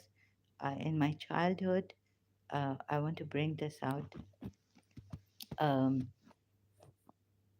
my mother told Masuma auntie, Mustafa uncle's wife, Mustafa Gokul's wife, Mustafa uncle, I called him. And so, anyways, for the thing, I want to say that he's Mustafa Gokul, right? So, for this live stream, uh, because I don't want to be talking to myself. So, it is the Gokul family. I burnt my hand in childhood in London on a toaster. My mother was talking to, or I don't know, she called Masuma auntie, Mustafa Gokul's uncle's wife, and said that Zara has burnt her hand. So she told my mother what to do, uh, first aid, because if she didn't have anything for the burn, then she can, put soap on my hand or something like this. And that they came all the way from Ealing to our place. We were living in Chelsea apartments, in apartments in Chelsea area in London. So that is a family, a noble family that they came all the way. So, but some people, they only care for their occupation and not the people. So you realize the difference.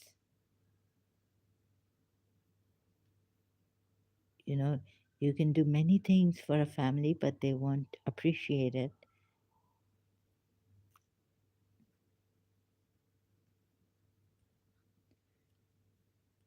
because their occupation is so important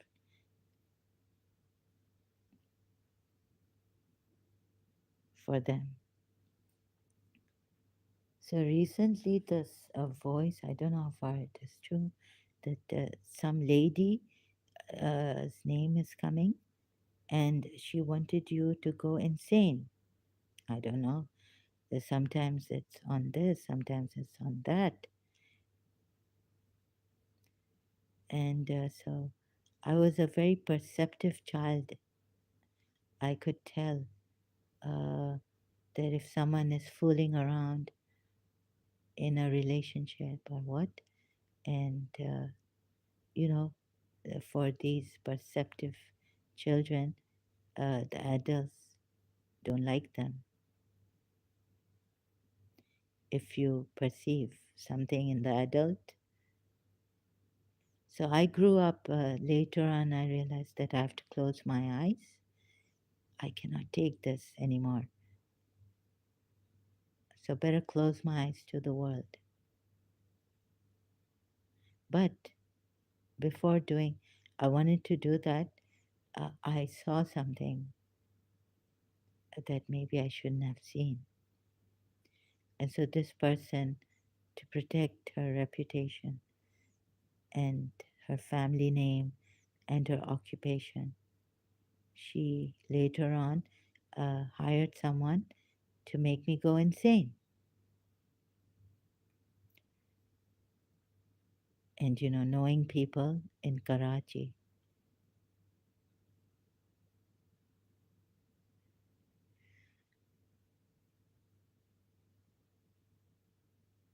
so it's a kind of very distressful if it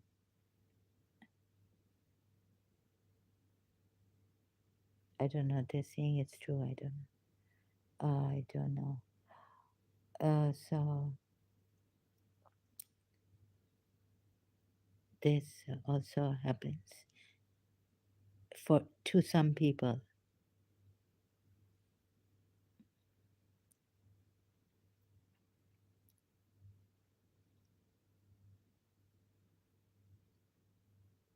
So thank you, Wikipedia, about this gaslighting.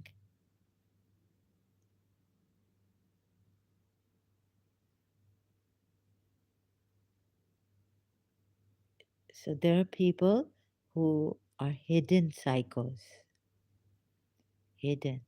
And if a prominent psycho comes up and says, I'm a psycho, do you, at least you are prepared. But there are people who are hidden and say psychos. They want to harm you.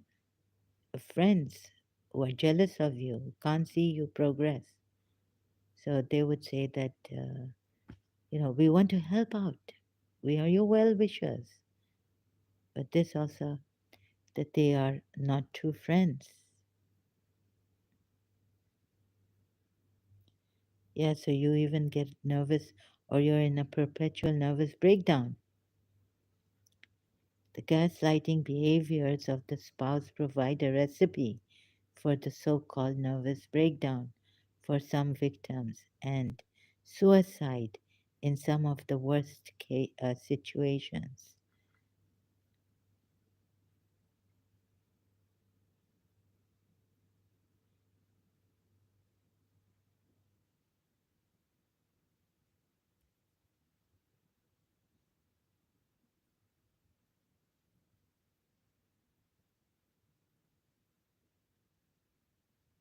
So, unfortunately, I got this in my life, and I can. Um,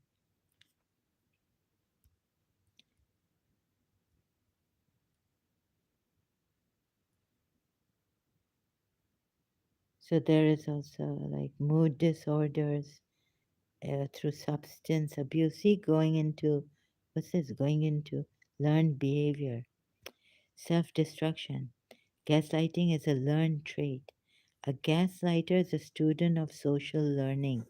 They witness it, experience it themselves, or stumble upon it and see that it works, both for self regulation and co-regulation.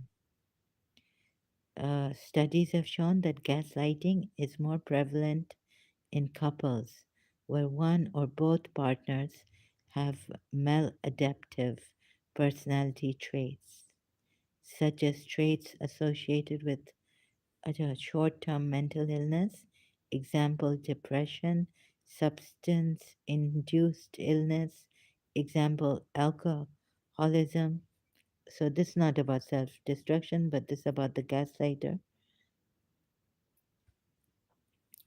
Personality disorder, neurodevelopment disorder. My goodness, so many things. And are prone to and adapt at convincing others to doubt their own perceptions.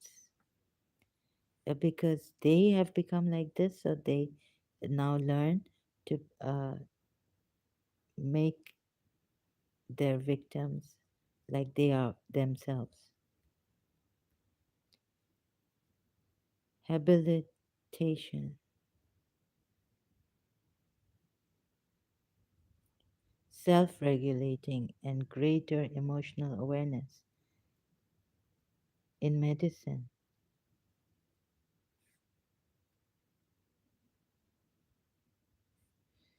So you can, in politics.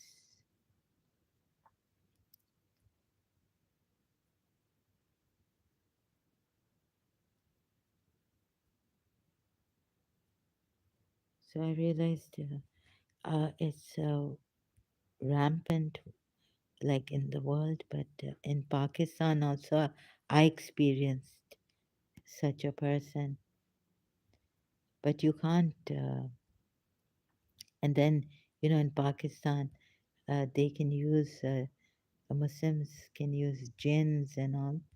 Like this friend said, ex-friend that her cousin has jinns. And before that, they told they were telling me, why do you like indirectly Shias take Ali's help? Say Ya Ali Madad or this. So why do you say Ya Ali even or Ya Abbas, right? But so they then later on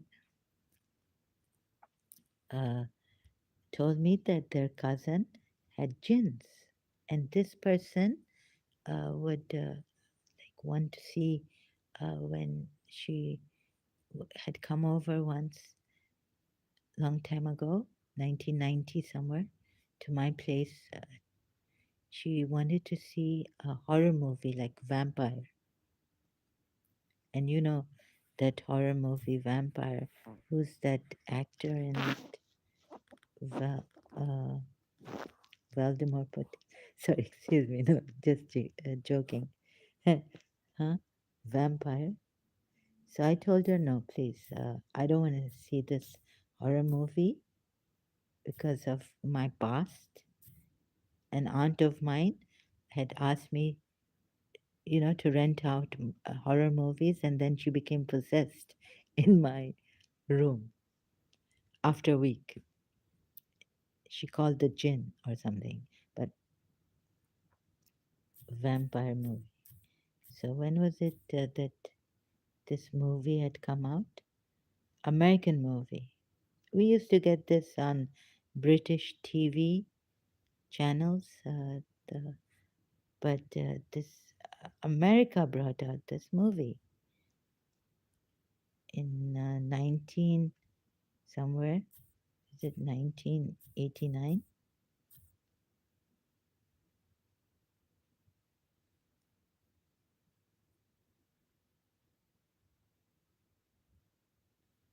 So like that, people like horror movies, and I didn't like it. Who's it? Val? What's his name? He's a very well-known actor. Interview with the Vampire. Yeah, so this movie, can't find it. Oh,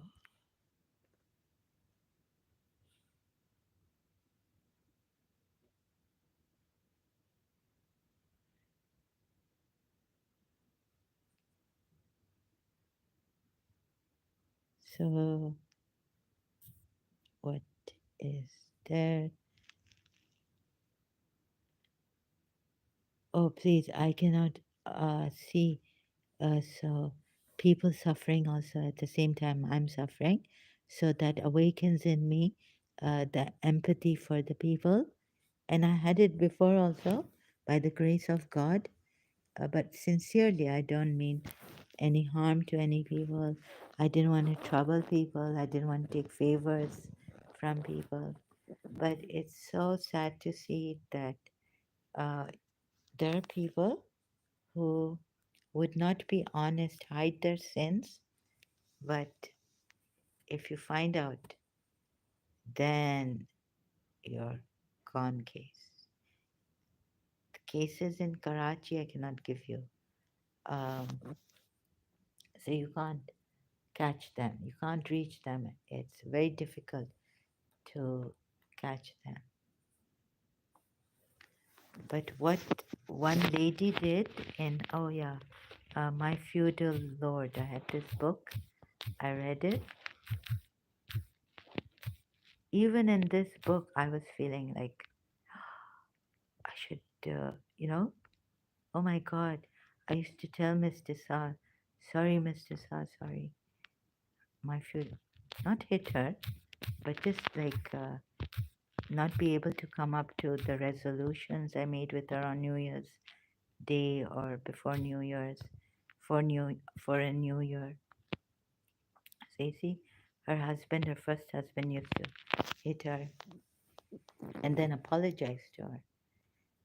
So perhaps, like I have this psychological problem. I had to really check myself that, you hit the person, or you even like you promise someone that you would do something and you don't do it because you can't, you fail, right? And then when the person gets upset with you, rightfully so, you say, "Sorry, miss, sorry, sorry," and again. So you're failing again and again. And, so her husband at that, and I think it's a kind of a psychological problem. Maybe her husband had self low esteem or something in his childhood. That's why he was, whatever his psychological problem was.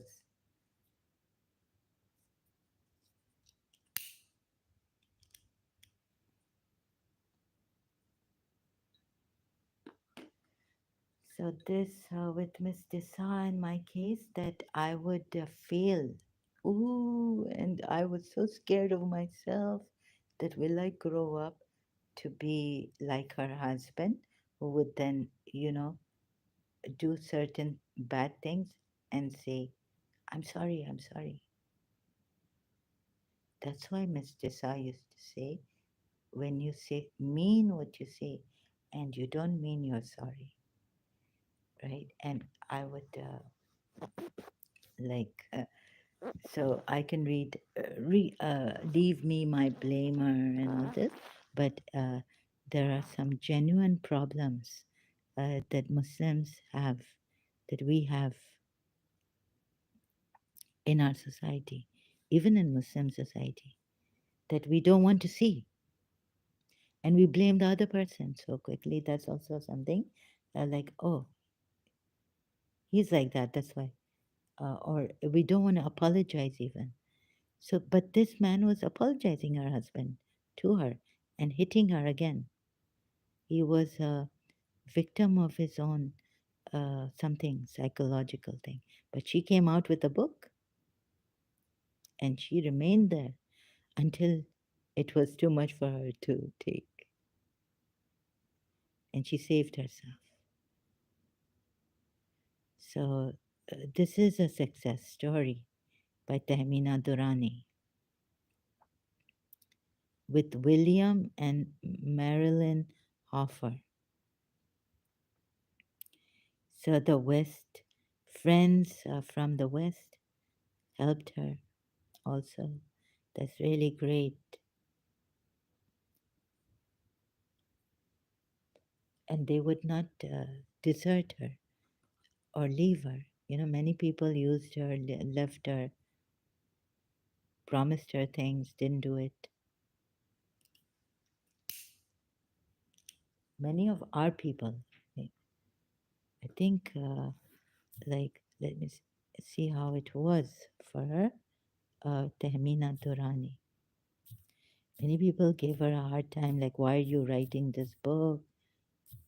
Tehmina Durrani, criticizing her, you know, like Pakistanis say, keep blowing your own trumpet against your own country. First Lady of Pakistan, Tehmina Durrani. Wikipedia, where are you? Uh, Current First Lady Aja, my feudal lord, shocked the conservative Pakistani society because of the sensational exposure of her politically famous but abusive husband, Mustafa Khar. Her 3-year tenure of service alongside Abdul Sattar Idi was transformational and life changing. Humanitarianism, and now she's the wife of the. Okay, Temina Durrani, born and raised in Karachi, Pashtun family. She's the daughter of a former governor state of Pakistan. So she was also into all this high society. She could save herself,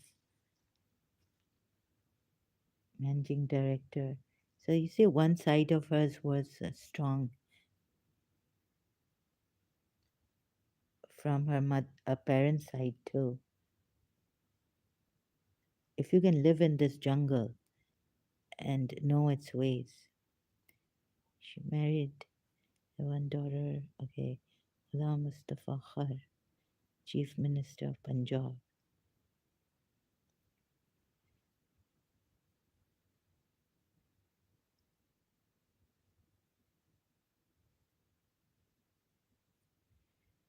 In 1991, Durrani wrote an autobiography titled My Feudal Lord, alleging abuse by Khar.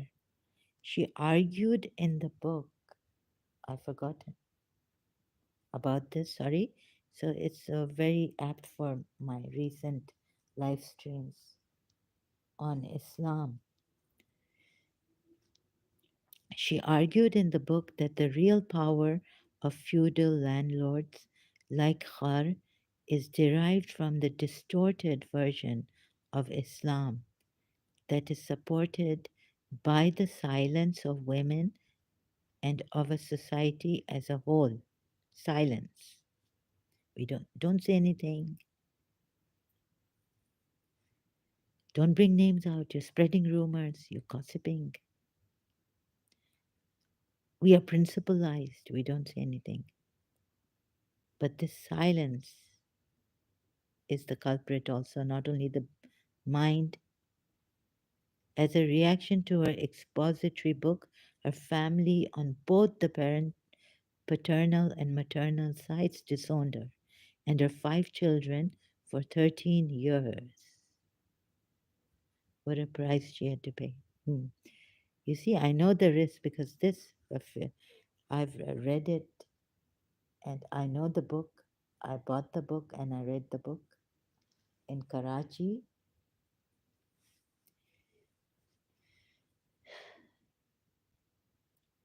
Uh, In the years after leaving her second husband, her one prominent event was her hunger strike. Came into being. Years with Abdul Sattar Edi. So I didn't know this that she had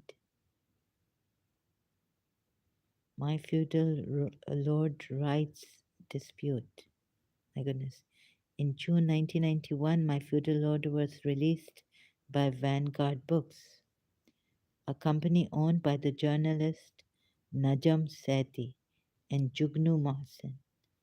Durrani denied she signed a contract vesting complete foreign rights. Now, on this also, this poor lady who has been battered by her husband for years lost both paternal, maternal side, relatives, parents, disowned by them. Now, her own people are giving her problems. Durrani denied she signed a contract vesting complete foreign rights with Mahsen rather than with herself and her estate.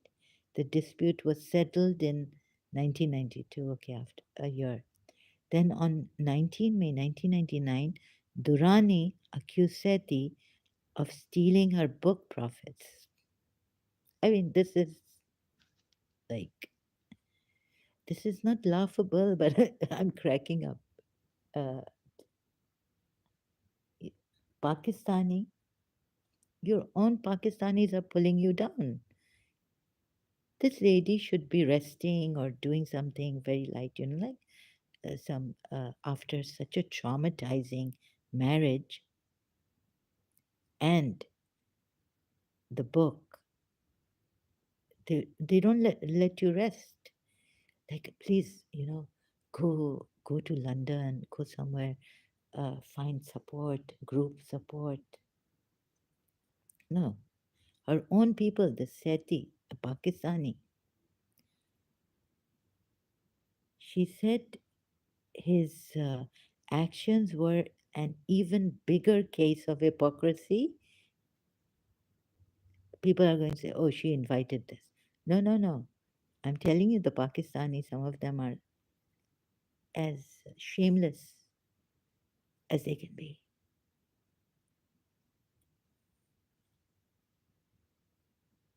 and heartless. Now, the publishers, about the book, they're giving her problems. It's about the book and copyrights or God knows what. Journalist, a company released. My Feudal Lord was released by Vanguard Books or published or released. So, yes, publishers. At the time, Sethi was being detained without charge by Intelligence Bureau Pakistan for his comments to a British Broadcasting Corporation news team about government corruption. Durrani sued Sethi for mental torture, you see. So the Pakistanis come stealing things or they mentally torture you, disturbing you even further in the name of help and support.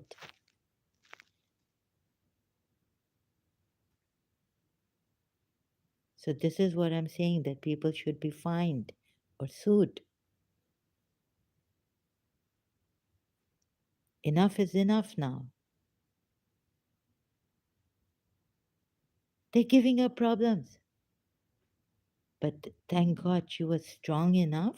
She wasn't bleeding inside, and you know, thank God, because she herself has lived and she's seen the life of these politicians and she's lived among them and she's very strong Pakistani.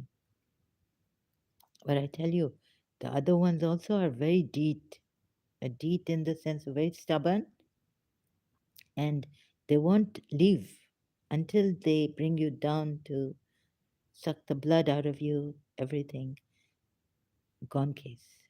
They're very vindictive also and very, very cunning.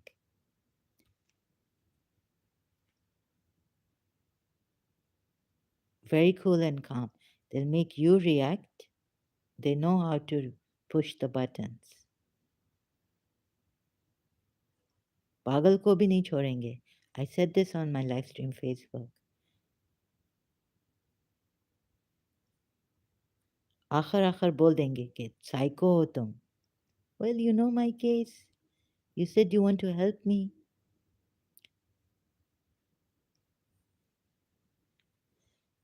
So, I mean, what a thing this is, right? With Meena Durrani, the Independent described Sethi as acting in good faith and described him and Mawson as the injured party. English newspaper. A review of the book contracts by English newspaper, The Independent. So this going on with the Amina Durrani, and so the Independent English newspaper described Sethi as acting in good faith and described him and Mawson as the injured party. British Broadcasting. Activist acid attacks on women. Fakhra Yunus, sorry. It says, since 2005, Durrani has supported the social rehabilitation of women. In 2001, Durrani cared for Fakhra Yunus, a former wife of Bilal Khar, the son of Khar, from his third marriage. Yunus had been attacked with acid, allegedly by her husband. So I don't know why the British can't. But this Pakistan is going on like this. So she had some trouble with the book release. And so that was this part I wanted to show you here. So another long it's terrible being on your own when you feel your privacy is so you can't trust anyone. The voices are coming that someone I liked or something, and they later on, when the case of you know support, what's this? But what happened to my mother? She could not have because she didn't even we didn't even know her. And before that, with Miss Desa. So I think they're trying to put the blame on one lady right now, and they're trying to get that person who did this to us, bringing in people. So I think, and delusions also. Someone is helping me, but I don't know. I don't think the whole blame should be put on this lady, right? So, so never go into a family. Uh, but yeah, we had in London when we were living, the Gokul family, Mustafa uncle, wife also, Auntie Masuma, very good people, very good people. So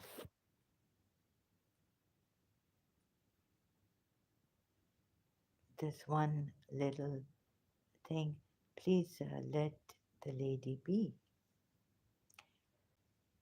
Uh, my feudal lord rights dispute.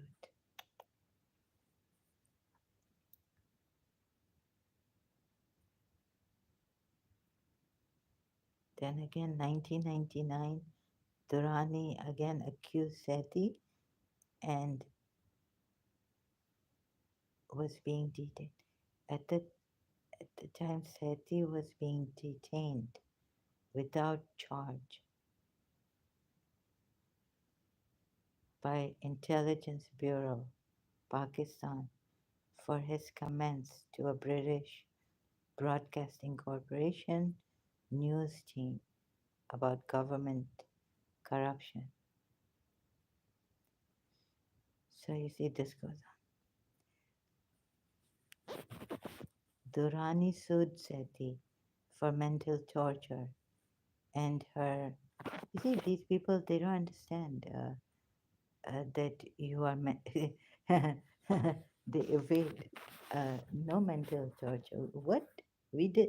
We mental torture? No, you know.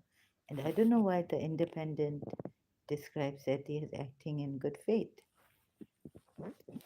and described him and Mawson as the injured party.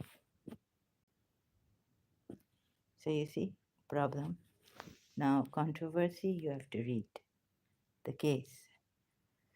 Amnesty honored him with its Journalism Under Threat award. But in Pakistan, Najam Sethi is still persecuted. So here, Pakistan become good, persecute Sethi. But abroad, Amnesty honor him. A journalist with its Journalism Under Threat award. So I don't know what this is, but you know, this is between these two Pakistanis.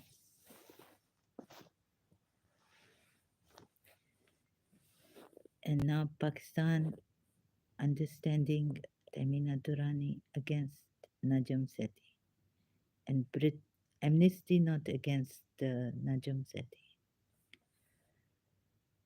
But do you understand that this poor lady,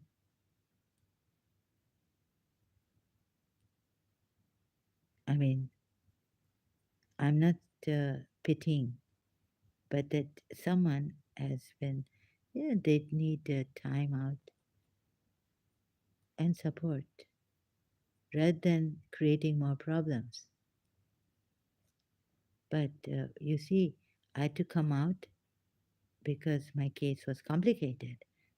Maybe a gaslighter, maybe someone has done something and the group has come together. I felt with Ali Tim, principal's son, Saima Peer, they've come together. They came together. Ali Tim was in the band of Mrs. Munira Gulzar, whose name is coming out that she wanted me to go and sing. Recently, while I'm lying here resting after the terrible headache all day, I couldn't eat and very, very hungry. Uh, so, tea.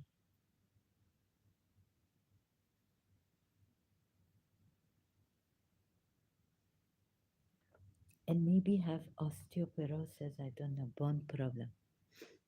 So, anyways, what did it matter for anyone here?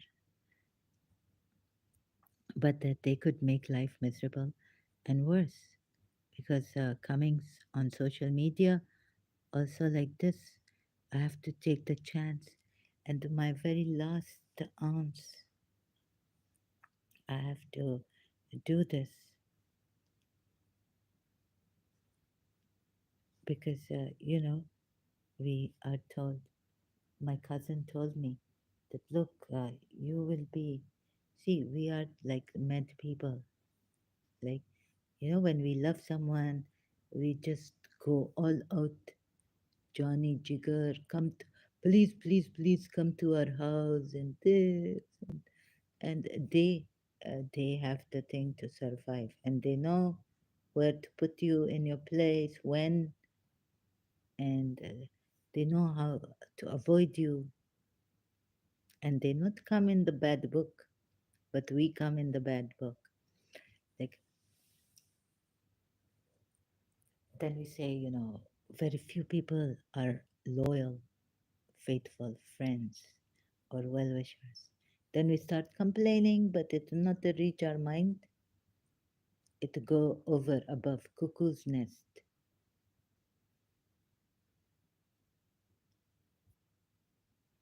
But these Pakistani, you know, and being Sunni and having majority in Pakistan, they have the upper hand.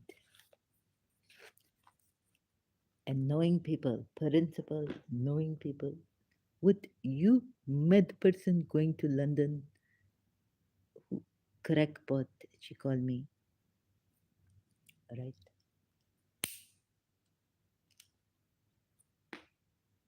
So, and then seeing thing, patak, you know, what? You see, pagalu, like principle, crazy. Are you mad? They're saying, come again, like that.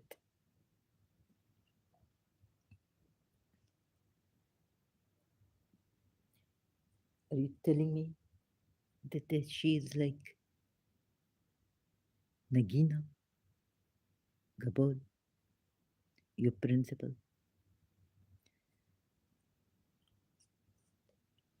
Sorry, I see this a person in act of during her marriage with Hassan uncle, Hassan Gabon, in a lesbian act I see her. I was very small, trying for the cigarette, Nagina auntie cigarette.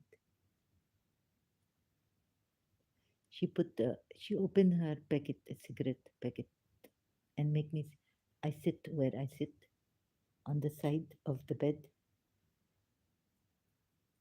So that happened. Anyways, may God for whatever maybe God has forgiven her for that act, doing it during her wedding, her marriage years with Hassan Gabon. That poor man, I tell you, a gem of a person, Hassan Gabor, her husband, he allow her, his wife, whatever she like, freedom, everything, you know.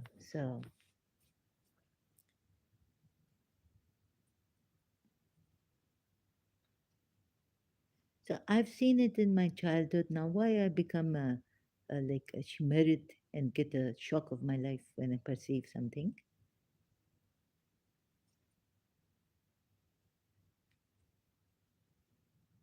But maybe I did, I didn't. I mean, I perceived it, but maybe what I perceived was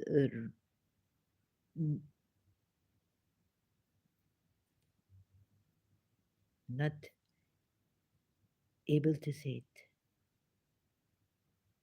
Uh,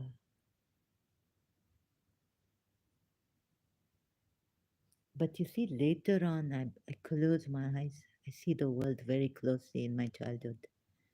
So I close my eyes to all this, but still I see it. Ooh. And what I perceive is I keep it to myself and not to say to anyone. But when I tell her, she becomes self-defensive, the principal. And she say, you be straight and you discipline yourself and you do this and you do that and you are stubborn, khilji. And you, she denied that she'd say that I'm lecherous and all this, right? She threw the dirt on me, but as a, I should not have broken down, but in front of her, I not want to, like I didn't even want her to feel guilty or so I not commit suicide. But one mistake I make is I call the doctor and break down on the phone when she called me lecherous when I come back from London. So these people like Saima Peer and all, also very clever, cunning, complaining to her sister that I kept her on with me. Ooh, in CS, her sister tell me come to my house when Saima Peer was in Canada. That her sister said that she could not make friend because then I become also what does she say? And that maybe she just have to be with me. But actually, her father tell me when he come to school that his daughter not able to adjust to the Pakistan coming from Canada, so I should be her friend. So I didn't want to Ehsan Jata or say anything. I just quietly, okay, say yes to uncle, her father, and you know, even though some things of hers I didn't like, uh, I not complain. I just take it. And so I try to take her around, be her friend, and like when she want to go somewhere, like take her to the Olympics, Karachi American School, or like that. So in the name of, so she tell me things, taunting me. When she get angry, get a very sharp tongue, and things like that. Pakistanis are very insensitive. See, beggars, very insensitive. So where I grow up, I don't want to become like them. Children begging, beggars in Karachi, if you see. This is like too much.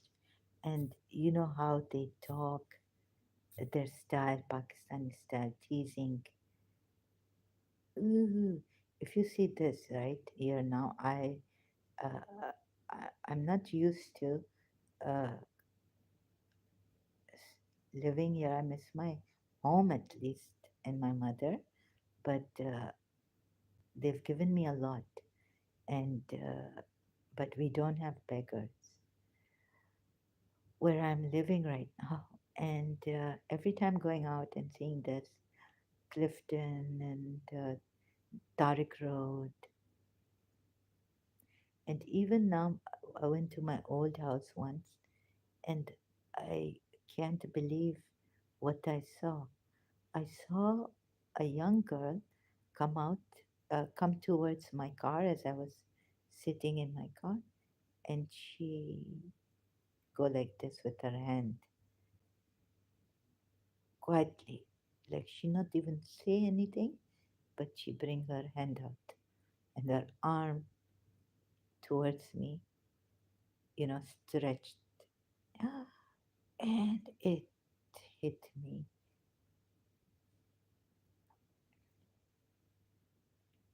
And I think drama also come out. So, uh, Miss S- Ba- Suraya Bajia, Urdu drama come out about this beggars, how they make them lame, amputate them. This is a mafia, some say. Cities, uh, corrupted. Beggar mafia promoting crime in the city. So this also, so you would not feel sorry for them. This is professional begging. My father told me.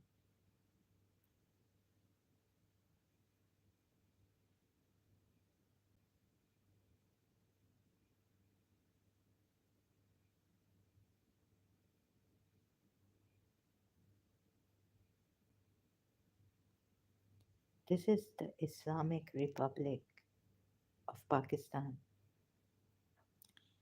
And children, youngsters, speaking the way they speak, yeah, Miss Desa had once it slipped out of my mouth, tongue, and Miss Desa said, no, no, don't use this word.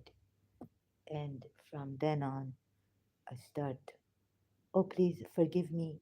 I use this word slip, but in the, I don't know, but during the separation with Miss Desa, I work on my manners and not to ever say yar. But the very nice priest of the parish I meet, and he always yar Sahara, and I get I at least it. I'm like, but by now, I've I read I bring my self-esteem up because in front of a teacher, elderly teacher, I have no pride. Uh, so I realize that because my therapist tell me that no, you have to keep your self-esteem pride with even your mother. I feel like Miss Desa, my grandaunt, I don't have to. I can go down on my knees to beg her to come back, which I did. So my therapist say, no, you have to keep your self-esteem, even if it is with your mother.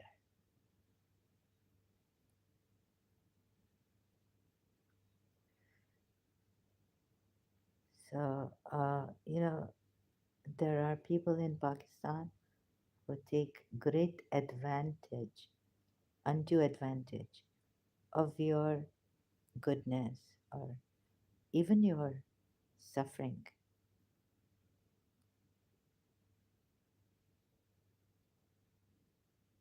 And now, how these beggars came up, that now it's a mafia. Beggars are the choosers, Dawn newspaper. Beggars in Karachi, Dawn newspaper. Beggars from all over Pakistan are moving into Karachi to make money. Daily Times newspaper, Pakistan. 44 professional beggars arrested during crackdown, Daily Times. Why? do we have this in Pakistan? Karachi policeman injured in attack of beggars. ARY News TV. So this is going on. It's really very sad, and I think the Pakistanis should take responsibility for this. You know, corrupted politicians. If the president is corrupted, what can you say about beggars? If the army is corrupted, what can you say about the beggars? If the judiciary is corrupted, you know what's happened? Uh, General Musharraf against the corrupted judiciary. He's been given that treason.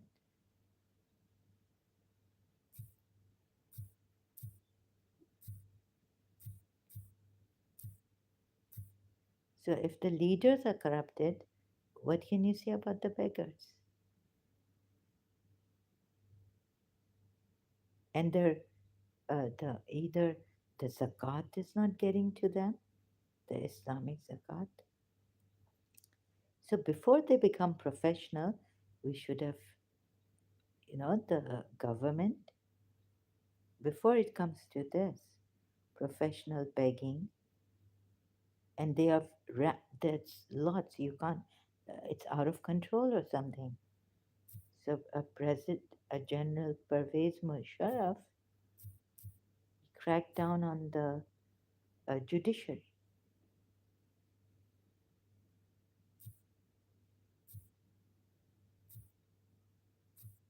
What happened to him?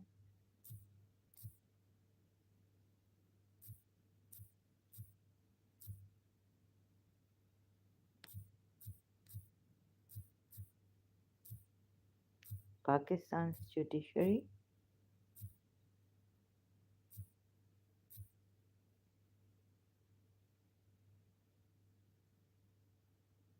sentenced to death, and what it means.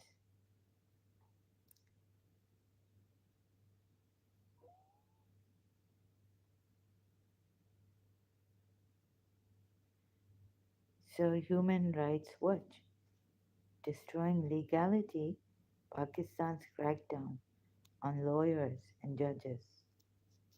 Third, what's this? Background.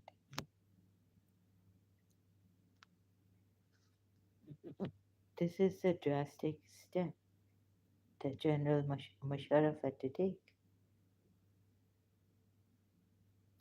against the Pakistani judiciary. Pakistan seeks to remove judge after bizarre hang corpse in the street order for Musharraf. Reuters. You see how cruel they can be. Like what they're saying is that Musharraf's body should hang in public. If he dies, oh my God, Reuters. So this is really something. Pakistan's government is seeking to remove the leader of a three-judge panel that sentenced former military ruler Pervez Musharraf to death on charges of treason and added a rider about his corpse. Law Minister Farooq Naseem said on Thursday that Judge Waqar Ahmed said had violated judicial conduct by issuing the bizarre order that Musharraf's body should hang in public if he dies before his execution.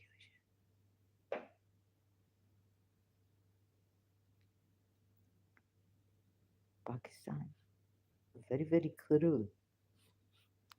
The federal government had decided to approach the Supreme Judicial Council. Our plea is that such a judge has got no authority to be a judge, but he is. So thank God they took some action. Court sentenced Musharraf to death. this bribery going on, and Pakistan judges under the hammer. Lawyers demonstrate against President General Pervez Musharraf. Amnesty International. So the Pakistanis can be, you see, very cruel. I have experienced in my life that they won't leave you, even they would want to, after your death, maybe cut your body into pieces. Katakat. So make mincemeat, if they can, of your dead body.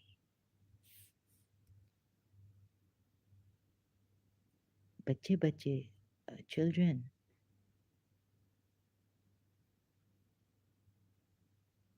And so, what is? So I've had enough. So this human development, and better to just serenity. God give us the serenity to leave the place and to leave, not change what cannot be changed.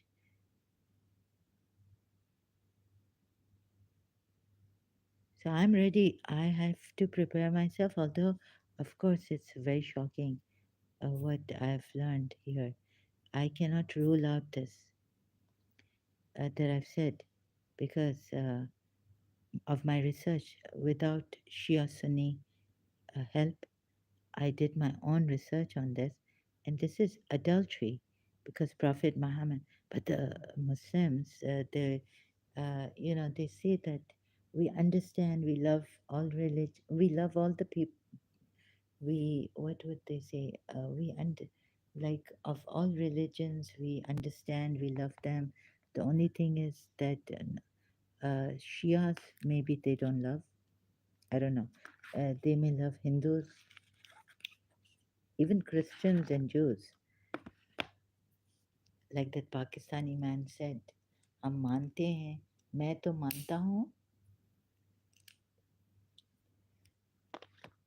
Manna means you have to believe in them. So you are a little bit of Christian, little bit of Jew, little bit of मानना तो ये होता है कि you, but maybe it's English is Urdu भी सही नहीं थी. मानना पता नहीं क्या he means by that. Um, but God, they were a single community. So Islam, ooh, and then the Muslims, if you say anything to Prophet Muhammad, it's blasphemy. That I've known in Karachi.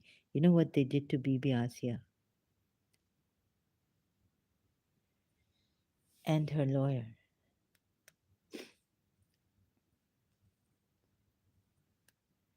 And so it's blasphemy. They don't see, we were told that this hadith or something is in the Sunni sources, which is Tabari, Zainab's case. So they don't see, I think even the Sunni, now I realize that um, they don't accept this hadith, but it is there. So I cannot rule out this hadith because then the Surah Azab, verse 37, according to the Shia uh, hadiths that have come, commentaries and all, sources that have come from the Imams about this ayat, it was not making sense. Why would Zaid go to Prophet Muhammad when, and why would Prophet Muhammad tell Zaid to keep his wife and fear Allah when when he didn't have a problem with Zainab and Josh, but we are told Zainab and Josh had a problem with Zaid. Does it make sense for the ayat, Surah? So what I'll do is, because you see, the Muslims are We were so brainwashed and so fearful. And this is the kalam of Allah, right? Quran Pak. Quran is the kalam, or Quran Majid, noble Quran, is the kalam of Allah. We couldn't question it. But when I grew up to understanding it, one part didn't make sense to me, and that was Surah Azab, verse 37. When I told my father later on, like a little bit, because I keep things inside, I used to, but this time I told my father, and he told me, well, we don't know. This is the wisdom of Allah and Prophet Muhammad. You can't question it. Because why can't you question it? Because you don't have that wisdom that Allah and the Prophet Muhammad have the wisdom. Do you see the thinking of a Shia even? You can't question it.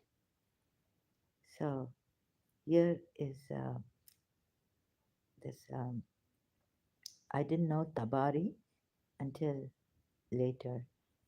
My this research, and from some people I've heard, the 19th century historian Al Tabari gives two independent accounts of a visit that Muhammad paid to Zaid's house.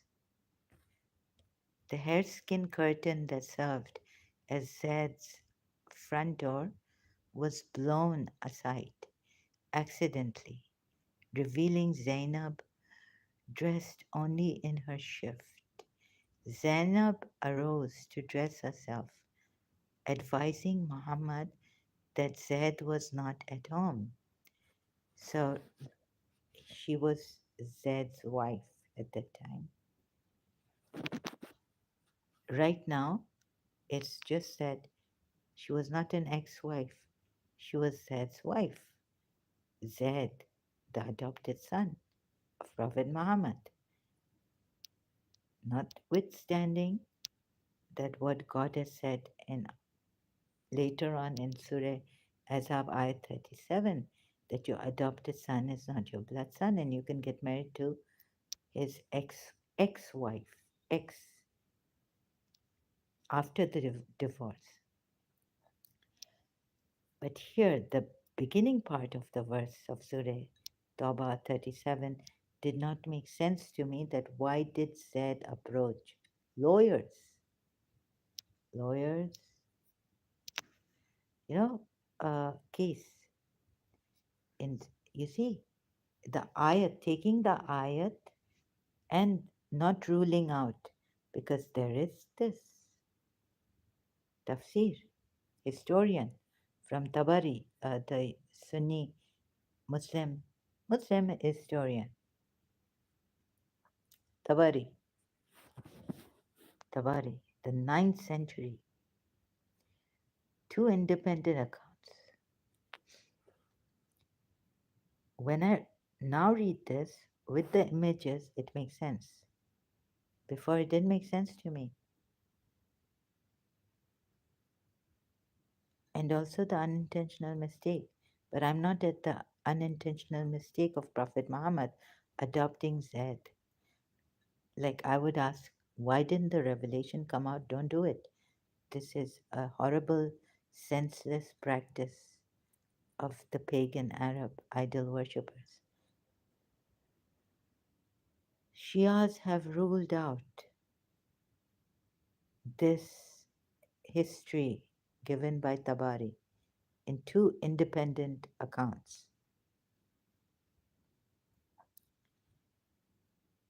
Sunni Muslims, I don't know what they say, but some say, this is wrong, this is weak. If it's a hadith, not to be taken as false hadith, it's zaif. If it's a tafsir, it's weak chain of narrations. Tabari did not know what he was doing. God knows what the reason is to reject this. But before that, we didn't know. But that the Shias didn't know. I, as a Shia, didn't know that all the Muslims reject Tabari. These two accounts given by Tabari about Prophet Muhammad,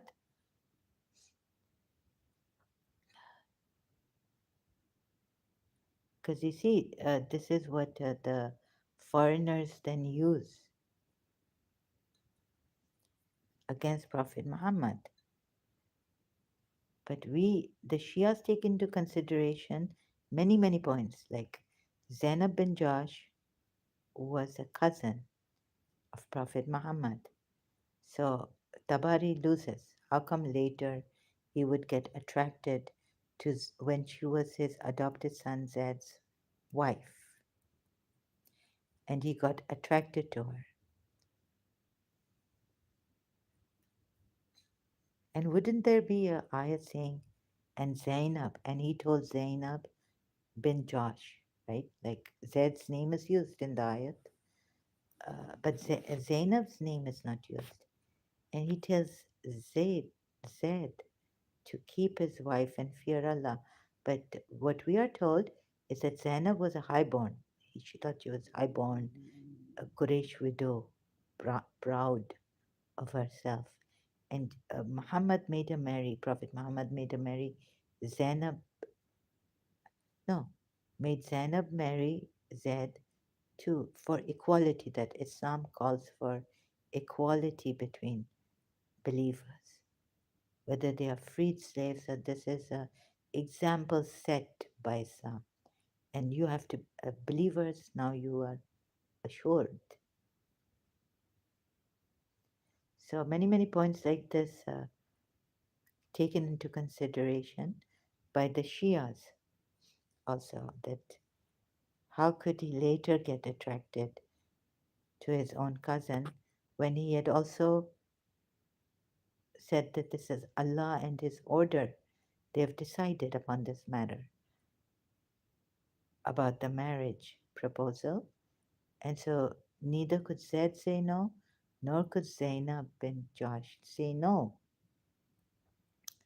And the Shias even go deeper, perhaps, to the depths of, like, Prophet Muhammad thought this was great for Zaid to have Zainab as his wife, a proud Quraysh highborn. And this would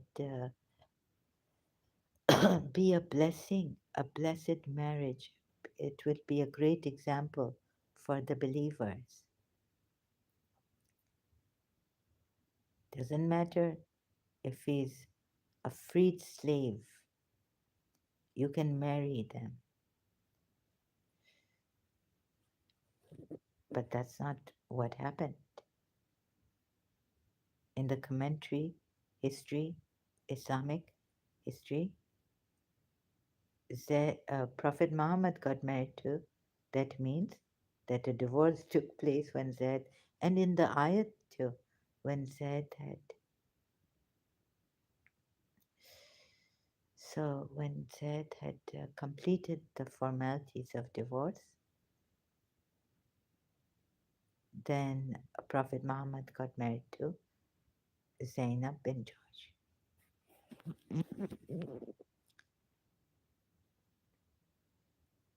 So the marriage went into destruction. It was a disaster, sorry. It was a disaster, it failed. The hareskin curtain that served as Zaid's front door was blown aside, accidentally revealing Zainab dressed only in her shift. This is the part Muslims would not want you to know.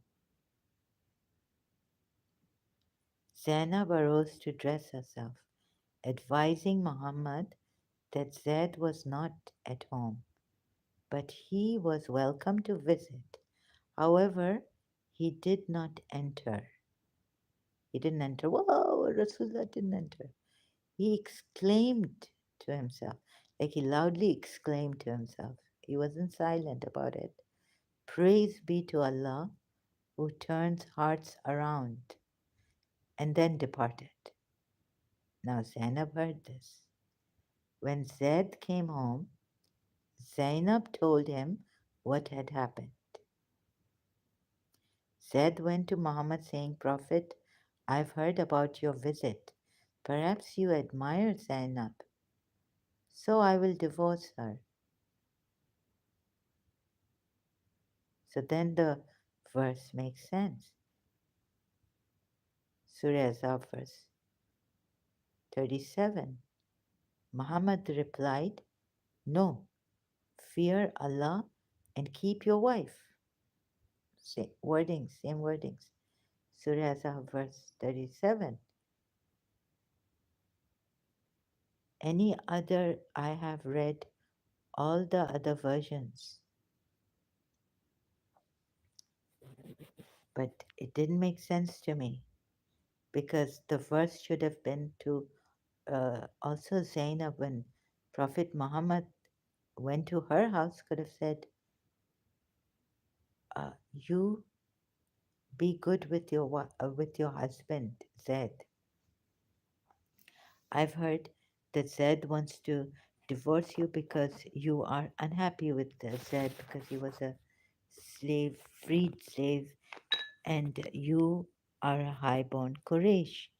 And like I told you, that Allah and I have decided and made you marry Zed forcefully without, like, of course, you gave permission, but if you disobey me, you will be the loser. So, be good to your husband. This is our Islam. But that's not what we are told. We are told in the Shia commentary that Prophet Muhammad tried his best. Now, that doesn't make sense because the marriage failed. So, the only thing I cannot rule out is Tabari's two accounts that the Muslims would not want you to take. And they even say that the foreigners take this who are against Prophet Muhammad and use this.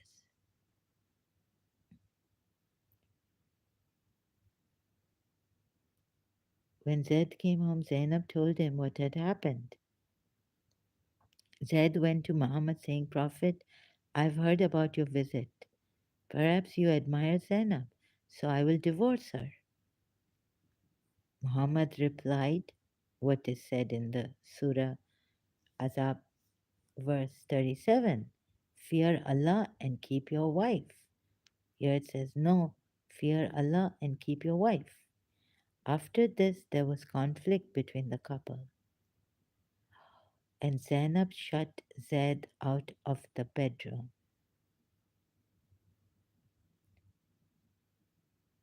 However, this story has been rejected by most Muslim scholars, mainly because of its lack of having any chain of narration and its complete absence from any authentic hadith.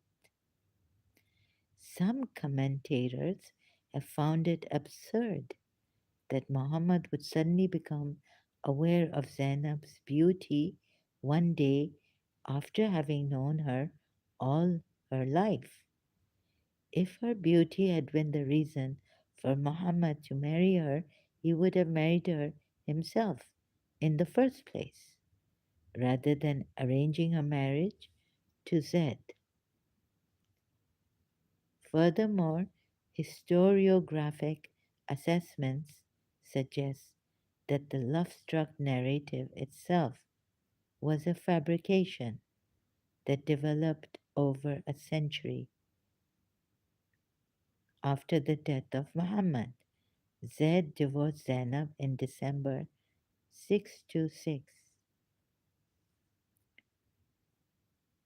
So you see, this is the reason the Muslim and many historians give. Tabari, what have you done here? But pull this out. I'm not with most of the Muslim scholars, whether even if they are Shias. And even if my Imam comes and explains this,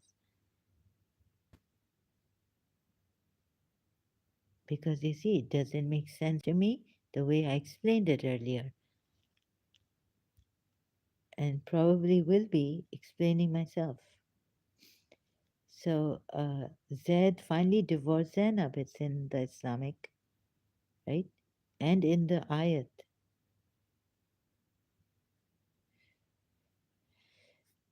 So what happened? Divorce took place. Doesn't make sense if you take these two ayats together. Surah Azab.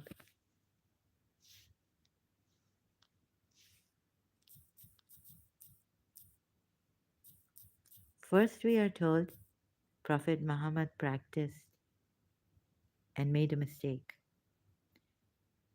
He didn't wait for God's revelation, even.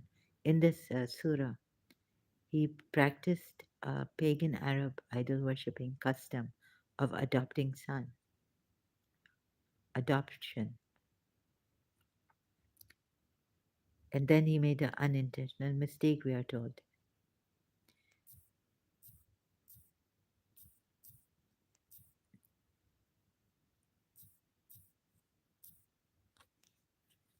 So you see, the belief in this is so much that you can't even critically examine the Quran ayats.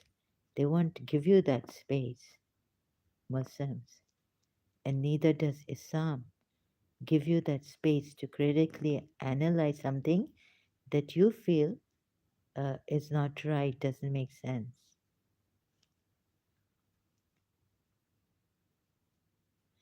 This ayat, I mean, I could ignore that human beings were one community and say, see, look at it in a negative way, the way the Quran puts it and the commentators put it.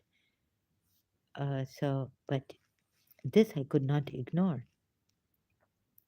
It does not behove a believer, male or female, that when Allah and His Messenger have decided an affair, they should exercise their choice. This is a command, like you have to obey. It says here that, and whoever disobeys Allah and His Messenger has strayed to manifest error. Muslims celebrate the fact that Prophet Muhammad made Zainab bin Josh marry, forced her to obey him against her will in marriage proposal. He himself is marrying others, but one marriage with Zaid, a woman has only at one time she can only marry one husband. She has one husband. So taking these things into consideration, women's rights and how many she can marry and what choice she has, Prophet Muhammad did not even give her a choice because the Muslims celebrate what?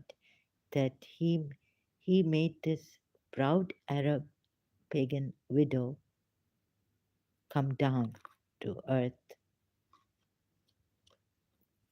and made it like equality among the believers. Slave, freed slave, Zaid was, but even with this freed slave, Zainab bin Josh, after the command coming to obey what the Prophet has decided, Muslims still celebrate. This is a great thing that Prophet Muhammad did and is Allah.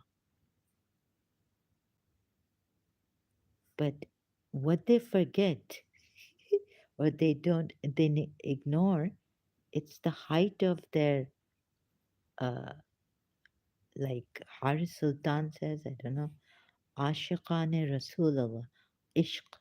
It's the height of their love, passionate love for Prophet Muhammad that they don't see that the marriage failed. And that would be in contradiction to obedience to God and Prophet Muhammad. You see, it has to continue. You can't say yes and then disobey him.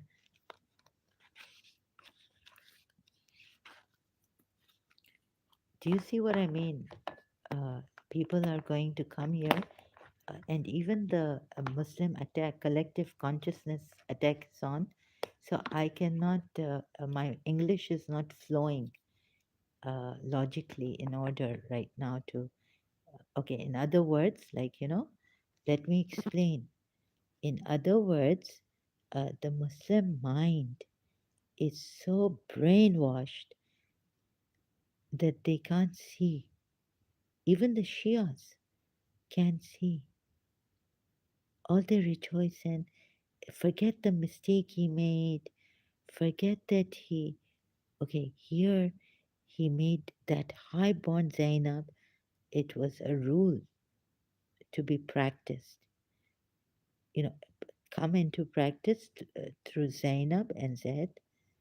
So the messenger himself, like he could have said, I married a slave girl. But no, here it's a believer who doesn't even want to marry Zaid. She calls herself a Quraysh widow, highborn, Shia's commentary, highborn. But Prophet Muhammad made her get equal with the slave I freed, and he was my adopted son, and marry him. Made her marry him. But what they don't get, the Muslims, and I don't get them, is that the marriage failed. And wouldn't that be disobedience to Allah and Prophet Muhammad? Command.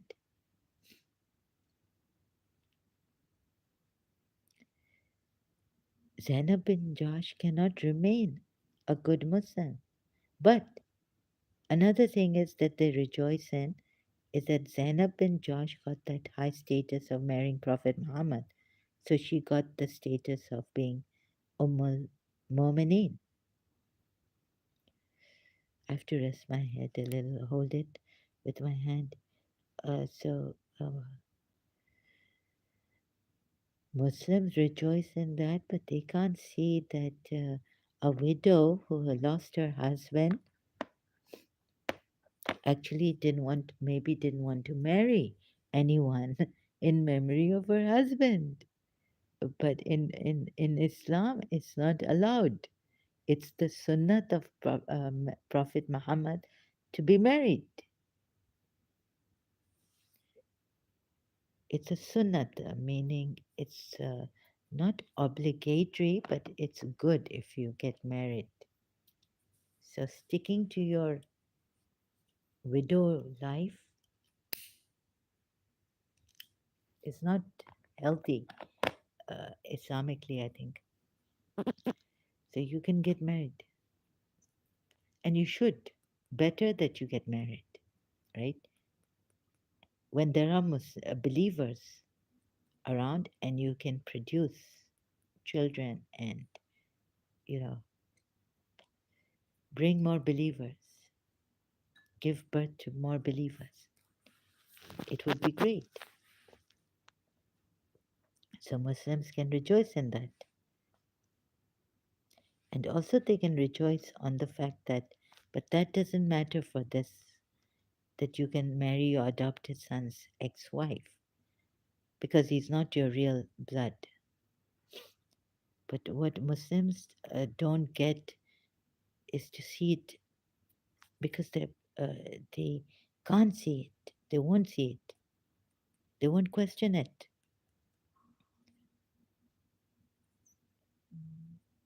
Are you telling us that who are you to say this about our Huzur sallallahu alayhi, you know? So you can't question it. This, whereas the marriage has broken, it has been, it's gone into divorce. And what I couldn't help questioning, reading ayat 36, when I was also scared, and that Surah Nur ayat 33, that the Muslims will win, saying that overall indecency is not allowed, Surah Araf, and chastity and this and that. Okay, they will win in that. Not that in this part God has, if, but there's other ayats to cover it, right? Compelled prostitution. And then God is forgiving and merciful, anyways. But that ayat also didn't make sense to me how God would put it like this. Another thing is this ayat. I couldn't help questioning betraying the trust.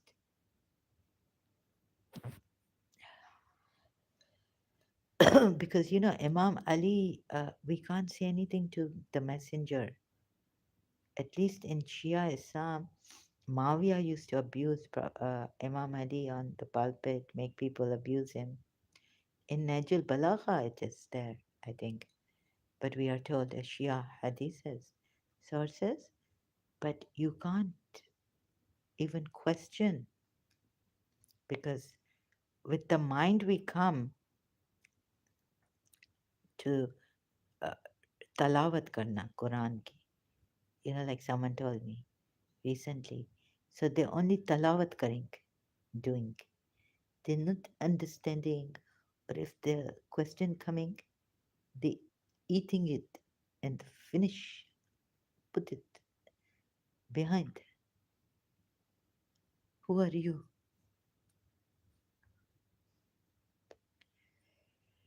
If Prophet Muhammad tell you, jump in the gutter, you not to think. You just jump, you know. Our parents tell you, parents tell us, jump in the gutter. You not think, you jump. Because after God, you take parents. Uf nahi karna. In old age, it is said. But they don't see the old age.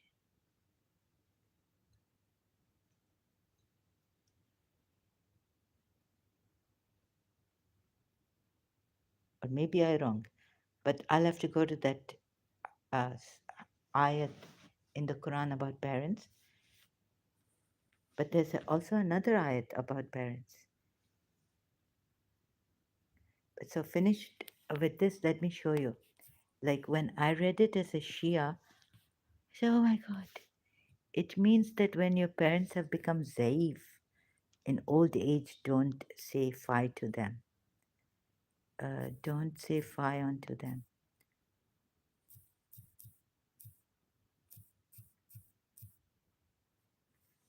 It's not like if the child says, of amma or mama, you say, what? I will hit you.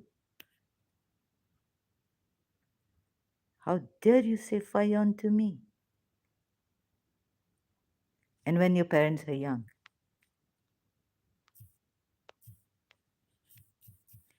So respect your parents, but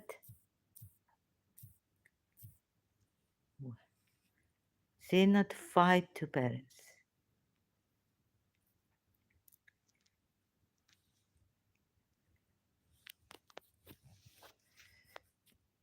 For this has for thy sustainers ordained that they shall worship none but him and do good unto their parents.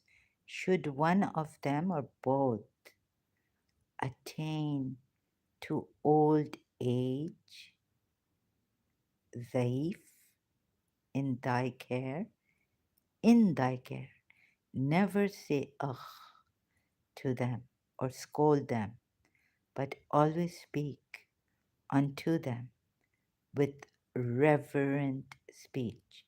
You see, we're all the time in maaf karna, daddy, amma, maaf karna. But you see, here, when in year 2000 I go insane, this may it come to me.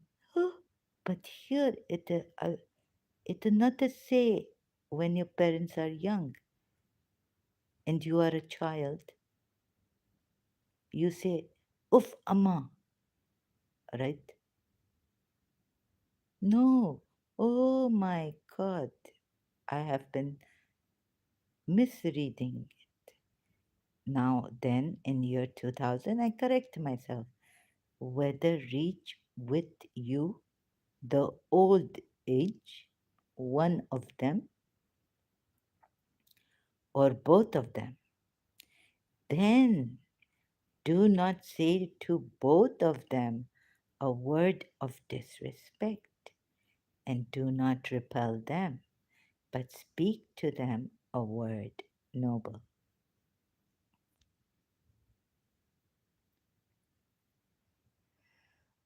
Many translations you may want to read. Please correct yourself. Muslim, uh, I find Abdullah Samir one time, maybe another ayat, because I said I not get a like there. I don't get a like. I say that Muslims have got it wrong.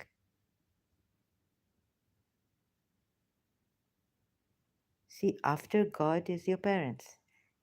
First, God mentions Himself. Your Lord has decreed that you will worship none but Him and show your parents tender kindness. Should, now you see, show your parents tender kindness. Tender kindness, but here it is a full stop. Then it say, should one or both of them reach old age, like show them tender kindness, yes, and but five, this is about now five, right? Should one or both of them reach old age in your care. And one says in your care, translation, never say anything that shows impatience with them. Never rebuke them, but always speak to them respectfully. Don't know if it's Safi Kaskas or Wahiduddin Khan's translation. Shakir, your Lord has commanded that you should worship none but Him and show kindness to your parents. Full stop. But you see, if your parents starts to torture you, like hit you and you, but about the five thing, it says like when they reach old age. So you as a child even they say like show kindness to your parents. But if they are punishing you too much to torture level, like physically harming you, it doesn't mean that you shouldn't say, Mama, please don't hurt me. Please don't hit me. Amma, please don't hit me. Like that, right? They don't have the right to hit you physically because although it tells the child that you are to show kindness to them, but not in all circumstances, it doesn't say. It's open to interpretation. And about the five thing, it says if either or both of them attain old age when they become zaif, old age. I wonder if the Quran word zaif is used. Okay, but here old age is enough, right? What is old age? With you, say no word of contempt to them then, and do not rebuke them, but always speak gently to them at that time when both of them reach old age. Now, a mother carries her child, bears her child, and for 9 months, let's see that verse.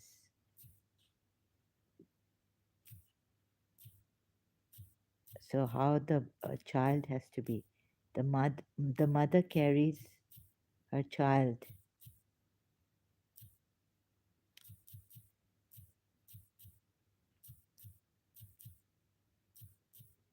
So, that verse, probably the Muslim, they physically harm the child, punishment.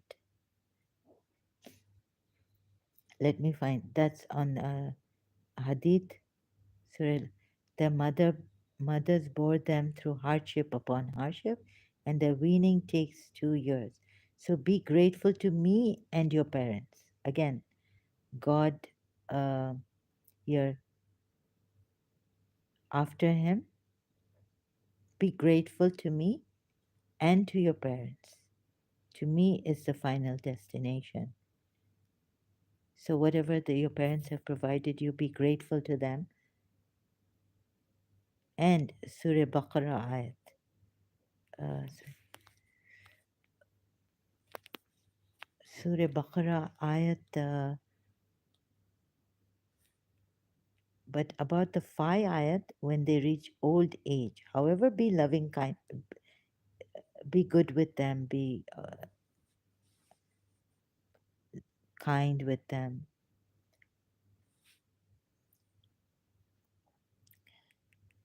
But some Muslim parents, they physically punish their parents, the children. That's not right. Which verse is it? Tafsir. Uh,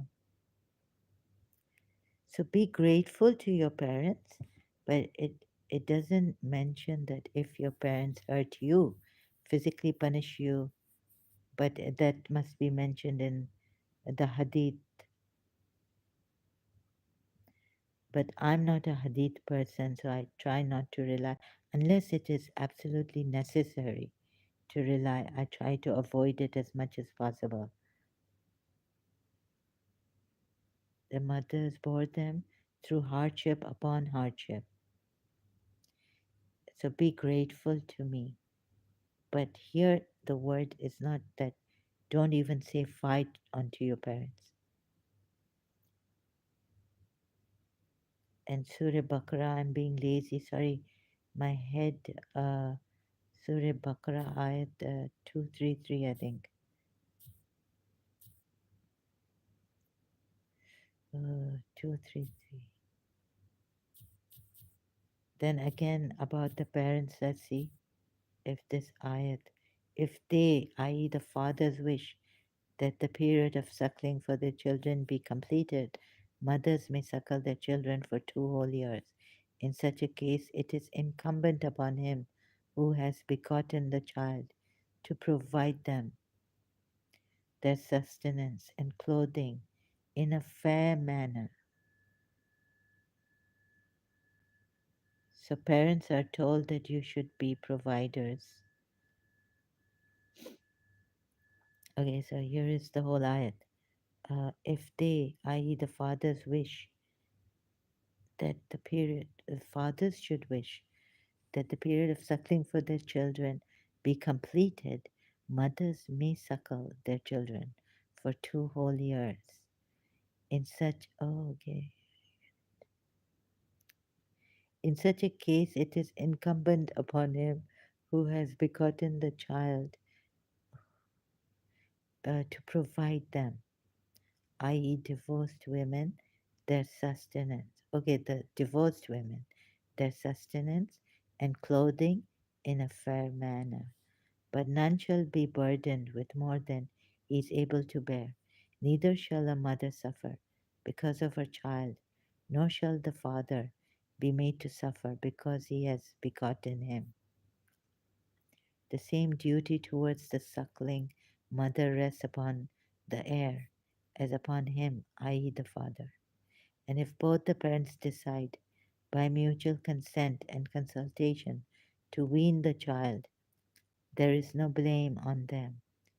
If you decide to have other women suckle your children, there is no blame upon you, provided you hand over its compensation in a fair manner. Fear Allah and know well that Allah sees all that you do. So this is not about respect to parents by children verse. It's about suckling and the duty of the parents towards the children, infants, suckling children. Uh, so, no. So you see, this is, I had to correct myself about that diet later on. Anyways, I'm not going to rule out Tabari because you see, that makes sense to me. Taking Surah as our verses and the rest, even the Shia commentaries, don't make sense. But if you want to stubbornly hang on to this religion without, ruling out Tabari and in defense to Prophet Muhammad, uh, choosing those hadiths which don't even make sense if you read the Quran ayat properly. Uh, Sorry, if you read Quran Surah Azab ayat 37, it doesn't make sense.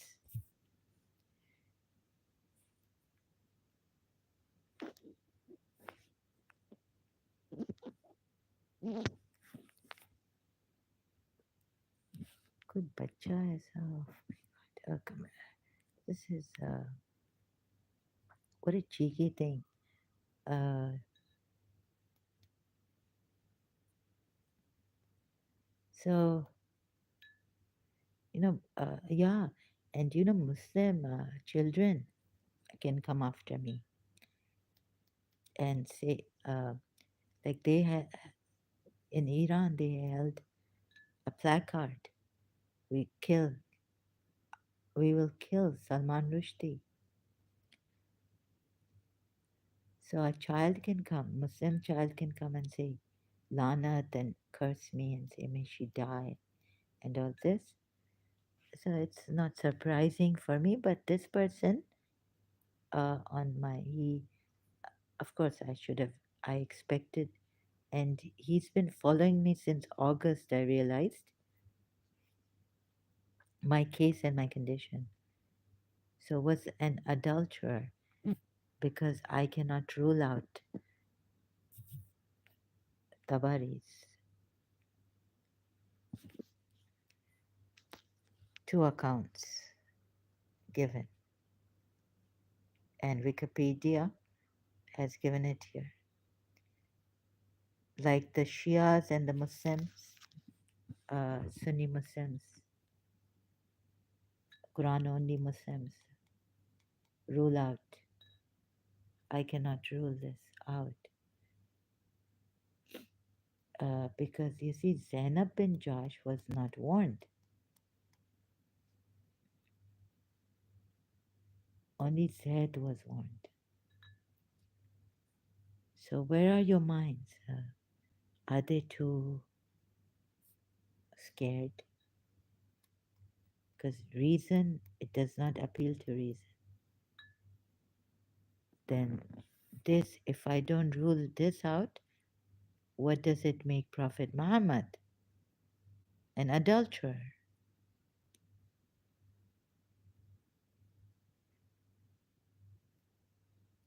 Because to have feelings for another person's wife, whether he be an adopted son, whether he be a friend even, doesn't matter. He's an adulterer. Jesus Christ also says, you see, he had this attraction. I can't rule this out. Then the verse for me would make sense that only Zed was warned to keep his wife. Surah Azab, verse 37. Otherwise, I'm thinking, how can Zed be warned when the problem, all this commentary against Zainab bin Josh, problem was Zainab bin Josh. She was a highborn, she thought this, that. And then even that law, order of what Allah, and you must keep your marriage, right? It's continuous. The obedience to Allah and the Prophet Muhammad, even in marriage, after you marry Zaid, it's not only that the order is that you marry, but you keep the marriage and you keep your duty as a wife to keep your husband happy. Because we are told here in Surah Rum ayat 21, that your mates, believers, what are they to do? God has God has made this, put this in your hearts. But you see uh, I hope it doesn't come to any rum, but it's Surah Rum,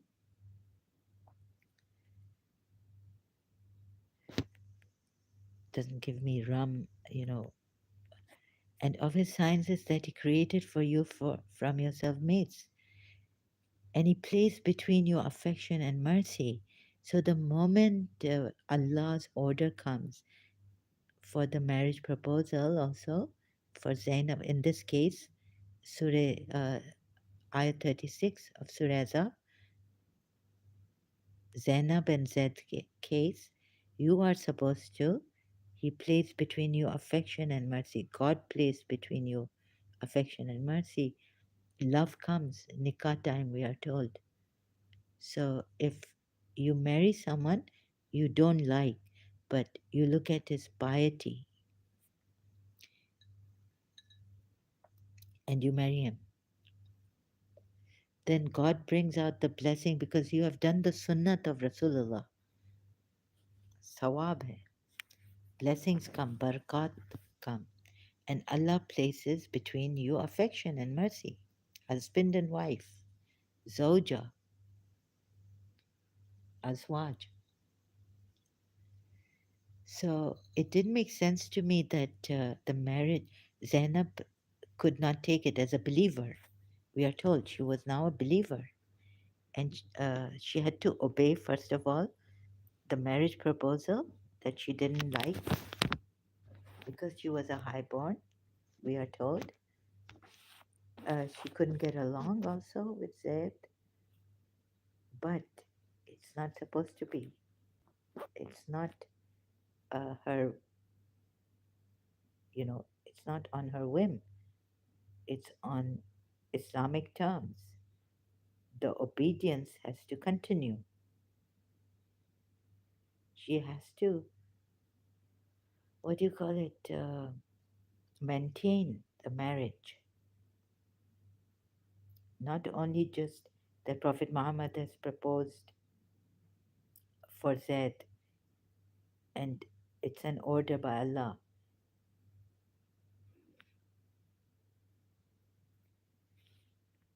That you get married, but now the marriage is not working. It's superficial. Like you, this means how many of you Muslims? I mean, I will try to correct you and make you see this, but you would want to kill me. You would want to mincemeat me.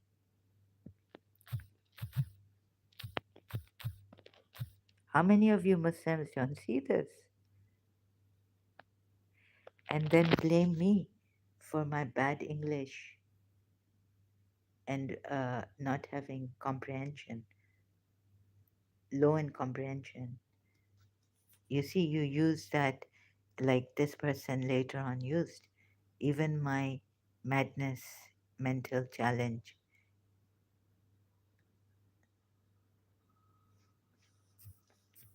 How many of you Muslims don't see this?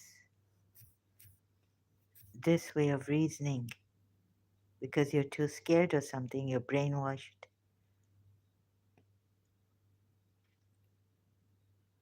And then you want me to superficially accept this the way you have accepted and ruled out Tabari. Tabari's tafsir. Surely the men who submit to Allah and the women who submit to Allah, the men who have faith.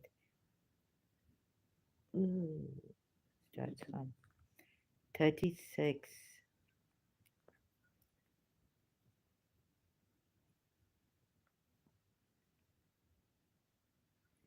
See, 55. Who, this is a commentary, who are believing, whose obedience is not merely outward nor unwilling, but who sincerely regard the guidance given by Islam as based on the truth, whose faith is that the way shown by the Quran and the Prophet Muhammad is the only right and straight way. So it's not superficial, but why you say this and your commentators say this of this Quran ayat, and then what you do is that you expect others to just blindly follow this religion without proper reasoning. When a believer would ask why another believer could not maintain the obedience throughout her marriage, a believer, as I was a believer in this religion, and when I saw this verse, when I saw verse 37, it didn't make sense to me. Now 36 also, when you look at the commentary, when I read the whole commentary, it doesn't make sense to me. You see, about Zainab and Zaid, the whole case.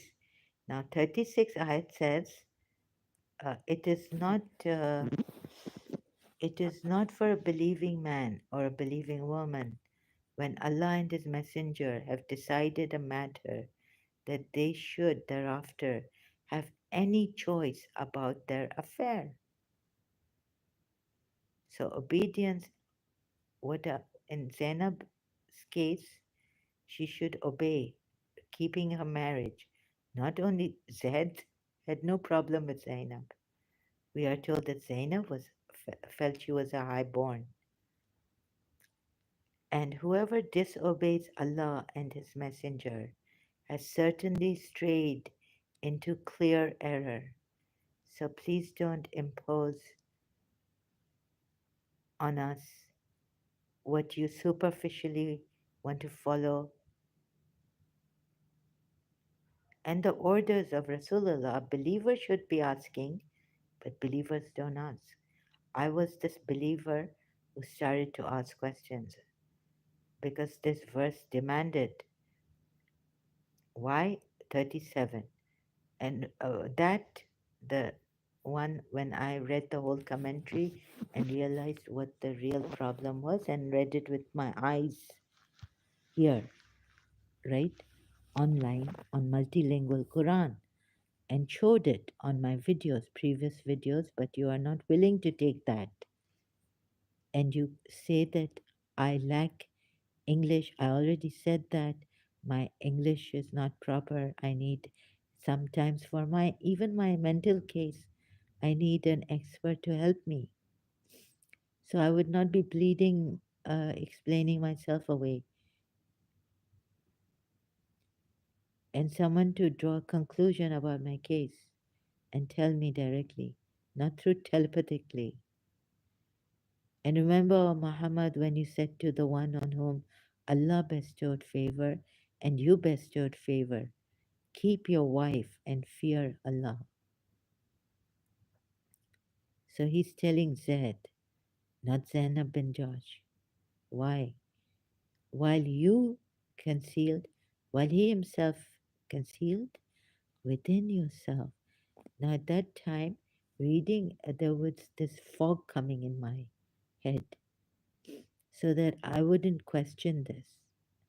You see, the rest part of the hadith, like, sorry, the ayat, this is not a hadith. Fog would come out of fear, I think, or brainwashing, not question it. But yet, something cleared that fog at some moment in my believing as a Shia, whether I was a true believer. But I was sincere. I wasn't a hypocrite. If I did something wrong and it was against Islam, I would say it is against. I would at least tell myself. So if I missed a namaz, I had to do it again, and I would tell myself, "You're missing your namaz. You'll be." Then, if you don't do it, don't later on. You will then miss years. You'll be stuck in some area after death. someplace for years to come before you go to heaven.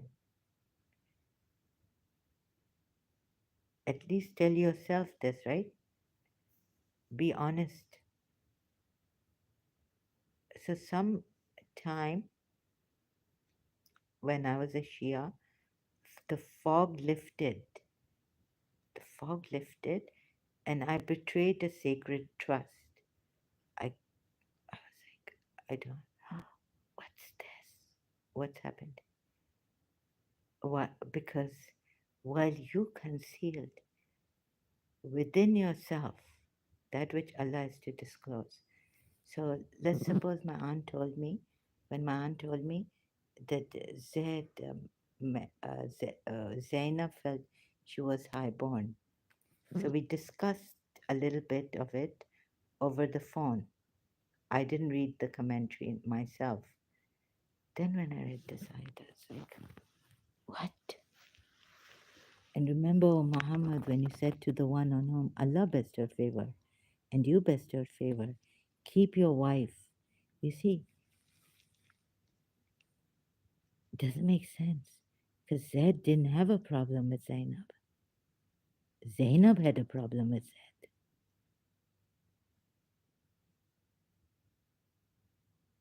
So if an other ayat would have come for Zainab also, keep your husband and fear Allah, then there would be less problem here of me questioning this ayat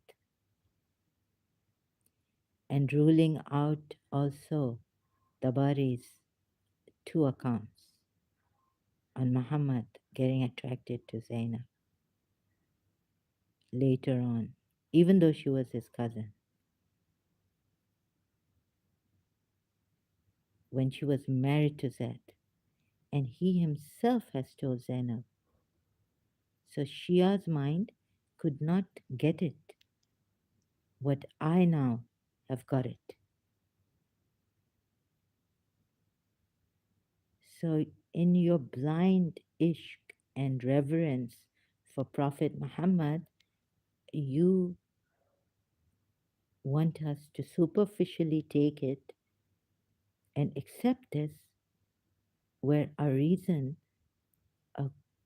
reasonable man or woman, it reason cannot accept this because it's not falling logically into its place. And so please don't impose your reverence for Prophet Muhammad blind following without in depth research. I would say this to the Shias also and misguide people because you Shias, you know very well, our Shias, what is written about misguiding people as a religious scholar in Al Kafi, Kitab Al Kafi. As a religious scholar, who are we to choose? First, we have this problem of finding out who is most knowledgeable and sincere as a religious scholar. So, and if you misguide you, people, not to follow a fake religious scholar, how to, oh God. In Al Kafi, this is one of the authentic books of Shias. So, what is the criteria?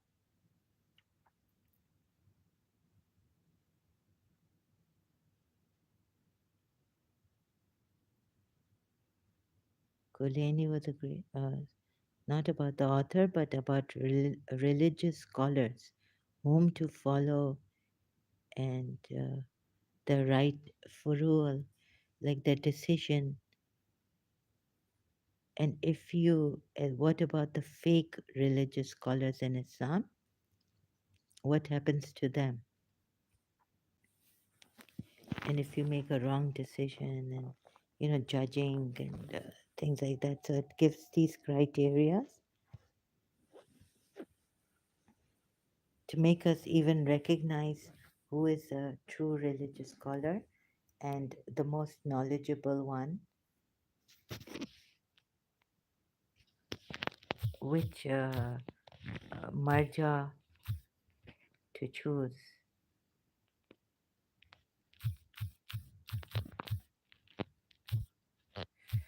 just for the.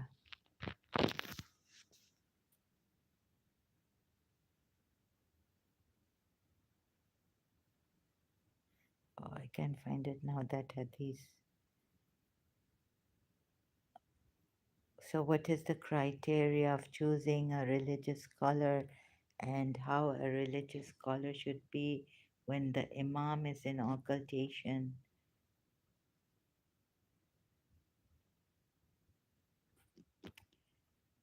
And so, fake religious scholars, what harm they do, misguiding people.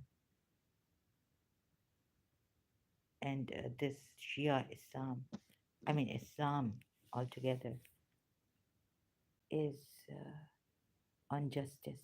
It doesn't miss. But how much you've missed. So, anyways, can't find this hadith. I have to look for it. Oh my God. So, you want people to believe in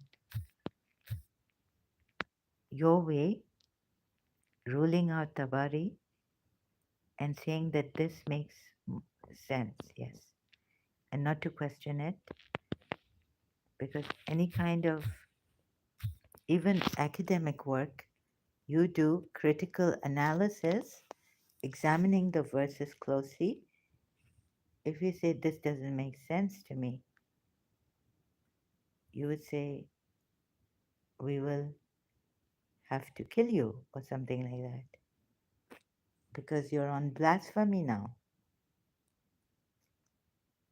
And if I don't rule out Tabari, Tabari is a Sunni Muslim scholar of 9th century. Can you say that Tabari was Toba Toba Toba? But what Tabari says is that, in other words, very bluntly putting it, the Prophet Muhammad was an adulterer. If you don't rule out Tabari, but you all rule out Tabari, and then you also expect us to take this ayat superficially, like, and remember, Muhammad, when you said to the one on a man going up and down like this, and just talawat karing, doing. And remember, O Muhammad, when you said to the one on whom Allah bestowed favor and knew bestowed favor, keep your wife and fear Allah while you conceal within yourself that which Allah is to disclose, and you feared the people while has a more right that you fear Him. So when they had no longer any need for her, we married her to you in order that there be not to be upon the believers any discomfort. Very good. The angels are coming and sending blessings upon Prophet Muhammad, and very good. The barakats are coming on believers by reciting this talawat karing concerning the wives of the claimed adopted sons when they are no longer have made need of them, and ever is the command decree of Allah accomplished.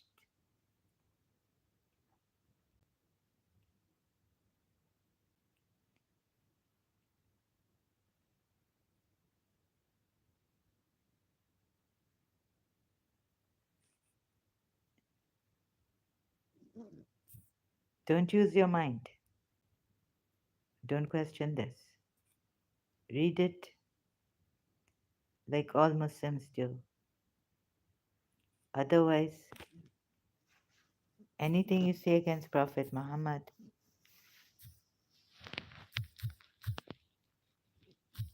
on blasphemy in Islam is blasphemy, and the Pakistanis are trying in the UN, I heard some time ago, to bring that more than blasphemy, you're doing also you, two case charges on you, blasphemy and Islamophobia, like this Pakistani young man said recently to me. Don't do it. You are Islamophobic. You will come under the law of Islamophobia. So this and so okay, don't do that. Not only blasphemy in Islam,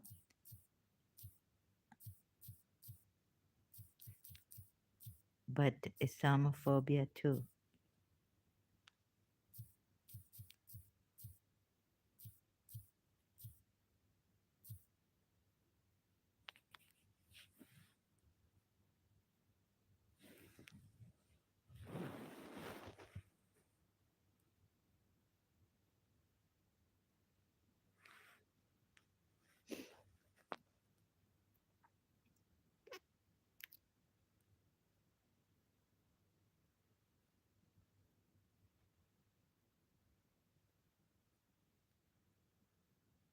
Internationalizing Islamophobia, anti-Islamophobic practices from Runnymede Trust to the Organization of Islamic Cooperation.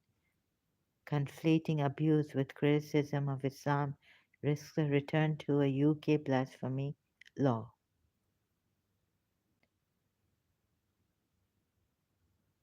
Conflating abuse with criticism of Islam. So anyone can put you like, no, no, this is not only, this is criticism of Islam.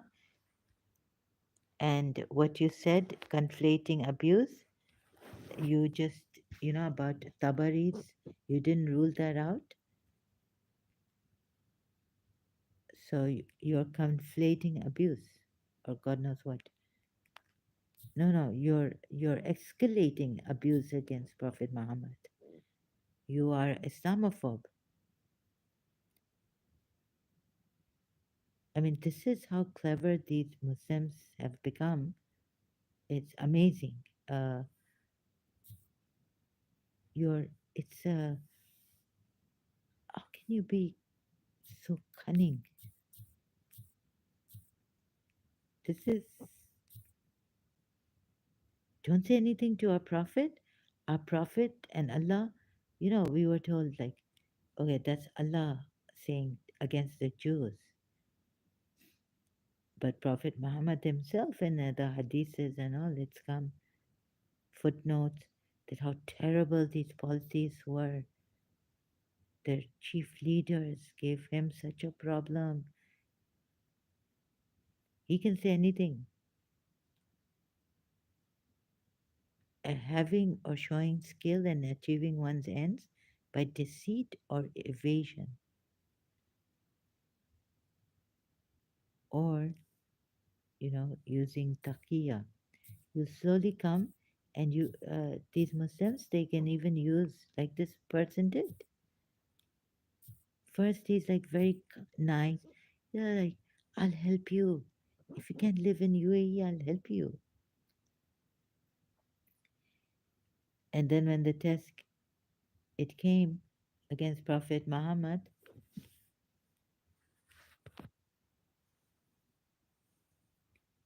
but like maybe he wanted to help me out. He wanted to be the first Muslim to intervene. You might say that.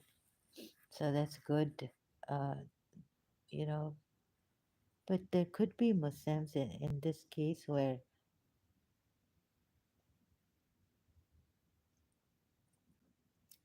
they come out very nice, very, and some Muslims have been nice. Many Muslims have been nice, but when it comes to their religion, they can be terrifying, horrifying.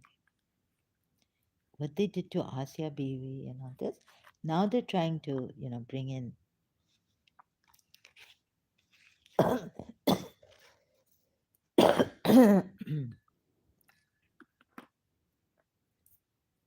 But I'm sorry, as much as maybe the Western people society, you may not like uh, but your ways are very cunning. Can't trust anyone. Taqiyya. No, no, I said in my some live stream, I said no, Muslims don't use taqiyya, but because I saw that, I think I was a little biased now against America because I saw this. I think no, they can use taqiyya. So Lucifer effect in this, what America has done to the Muslims whom they suspected, they weren't even terrorists. Like suspicions could not, right, for sure be. So the punishments, the torture in those Abu Ghraib, oh my God, i- beyond. So I said, no, no, to this, I said, you know, uh, the Umayyads, Yazid and all torturing through the army, keeping keeping them war captives for 1 year, excuse me, or 2 years, Imam Hussein. So we are to take a lot.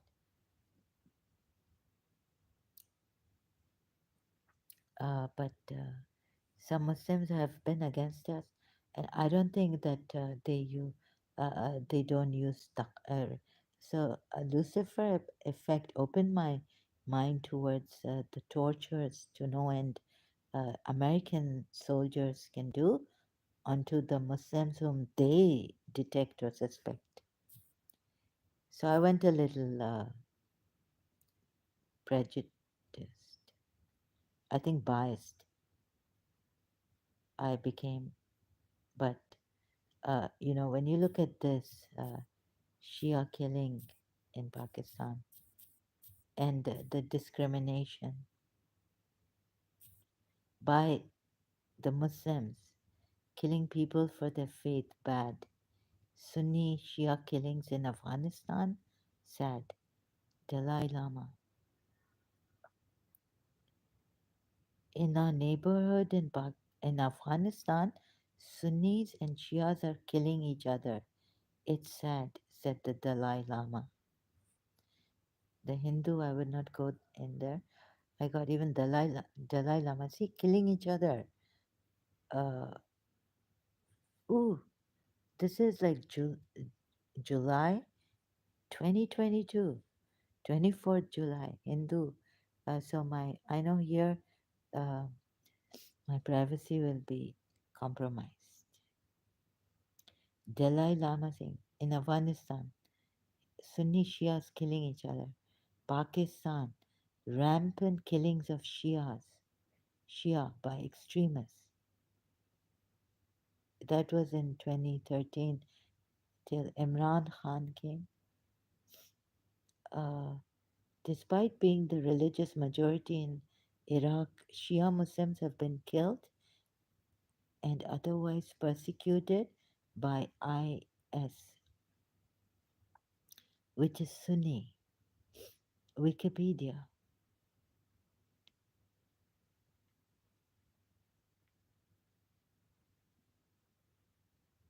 The persecution of Shia Muslims by the Islamic State refers to the persecution of Shia Muslims by the Islamic extremist group Islamic State, which took place in Iraq, Syria, and other areas across the world.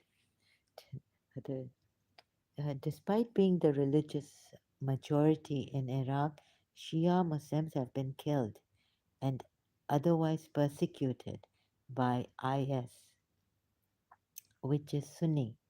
On 12th June, I don't think the Sunnis will agree to this.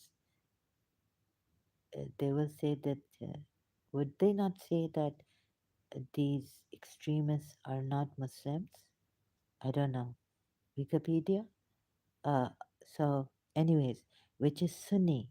They say that America or some foreign agents on 12th June 2014, ISIL killed 1,700 unarmed Shia Iraqi army cadet recruits in the Camp Speaker massacre or Speaker massacre. ISIL has also targeted Shia prisoners. According to witnesses, after the militant group took the city of Mosul, they divided the Sunni prisoners from the Shia prisoners. Up to 670 Shia prisoners were then taken to another location and executed. Kurdish officials in Erbil reported on the incident of Sunni and Shia prisoners being separated and Shia prisoners being killed after the Mosul prison fell to ISIL. Ooh, these Sunnis killing. Okay, so I have to go now. Sorry. Thank you so much. I always make this mistake.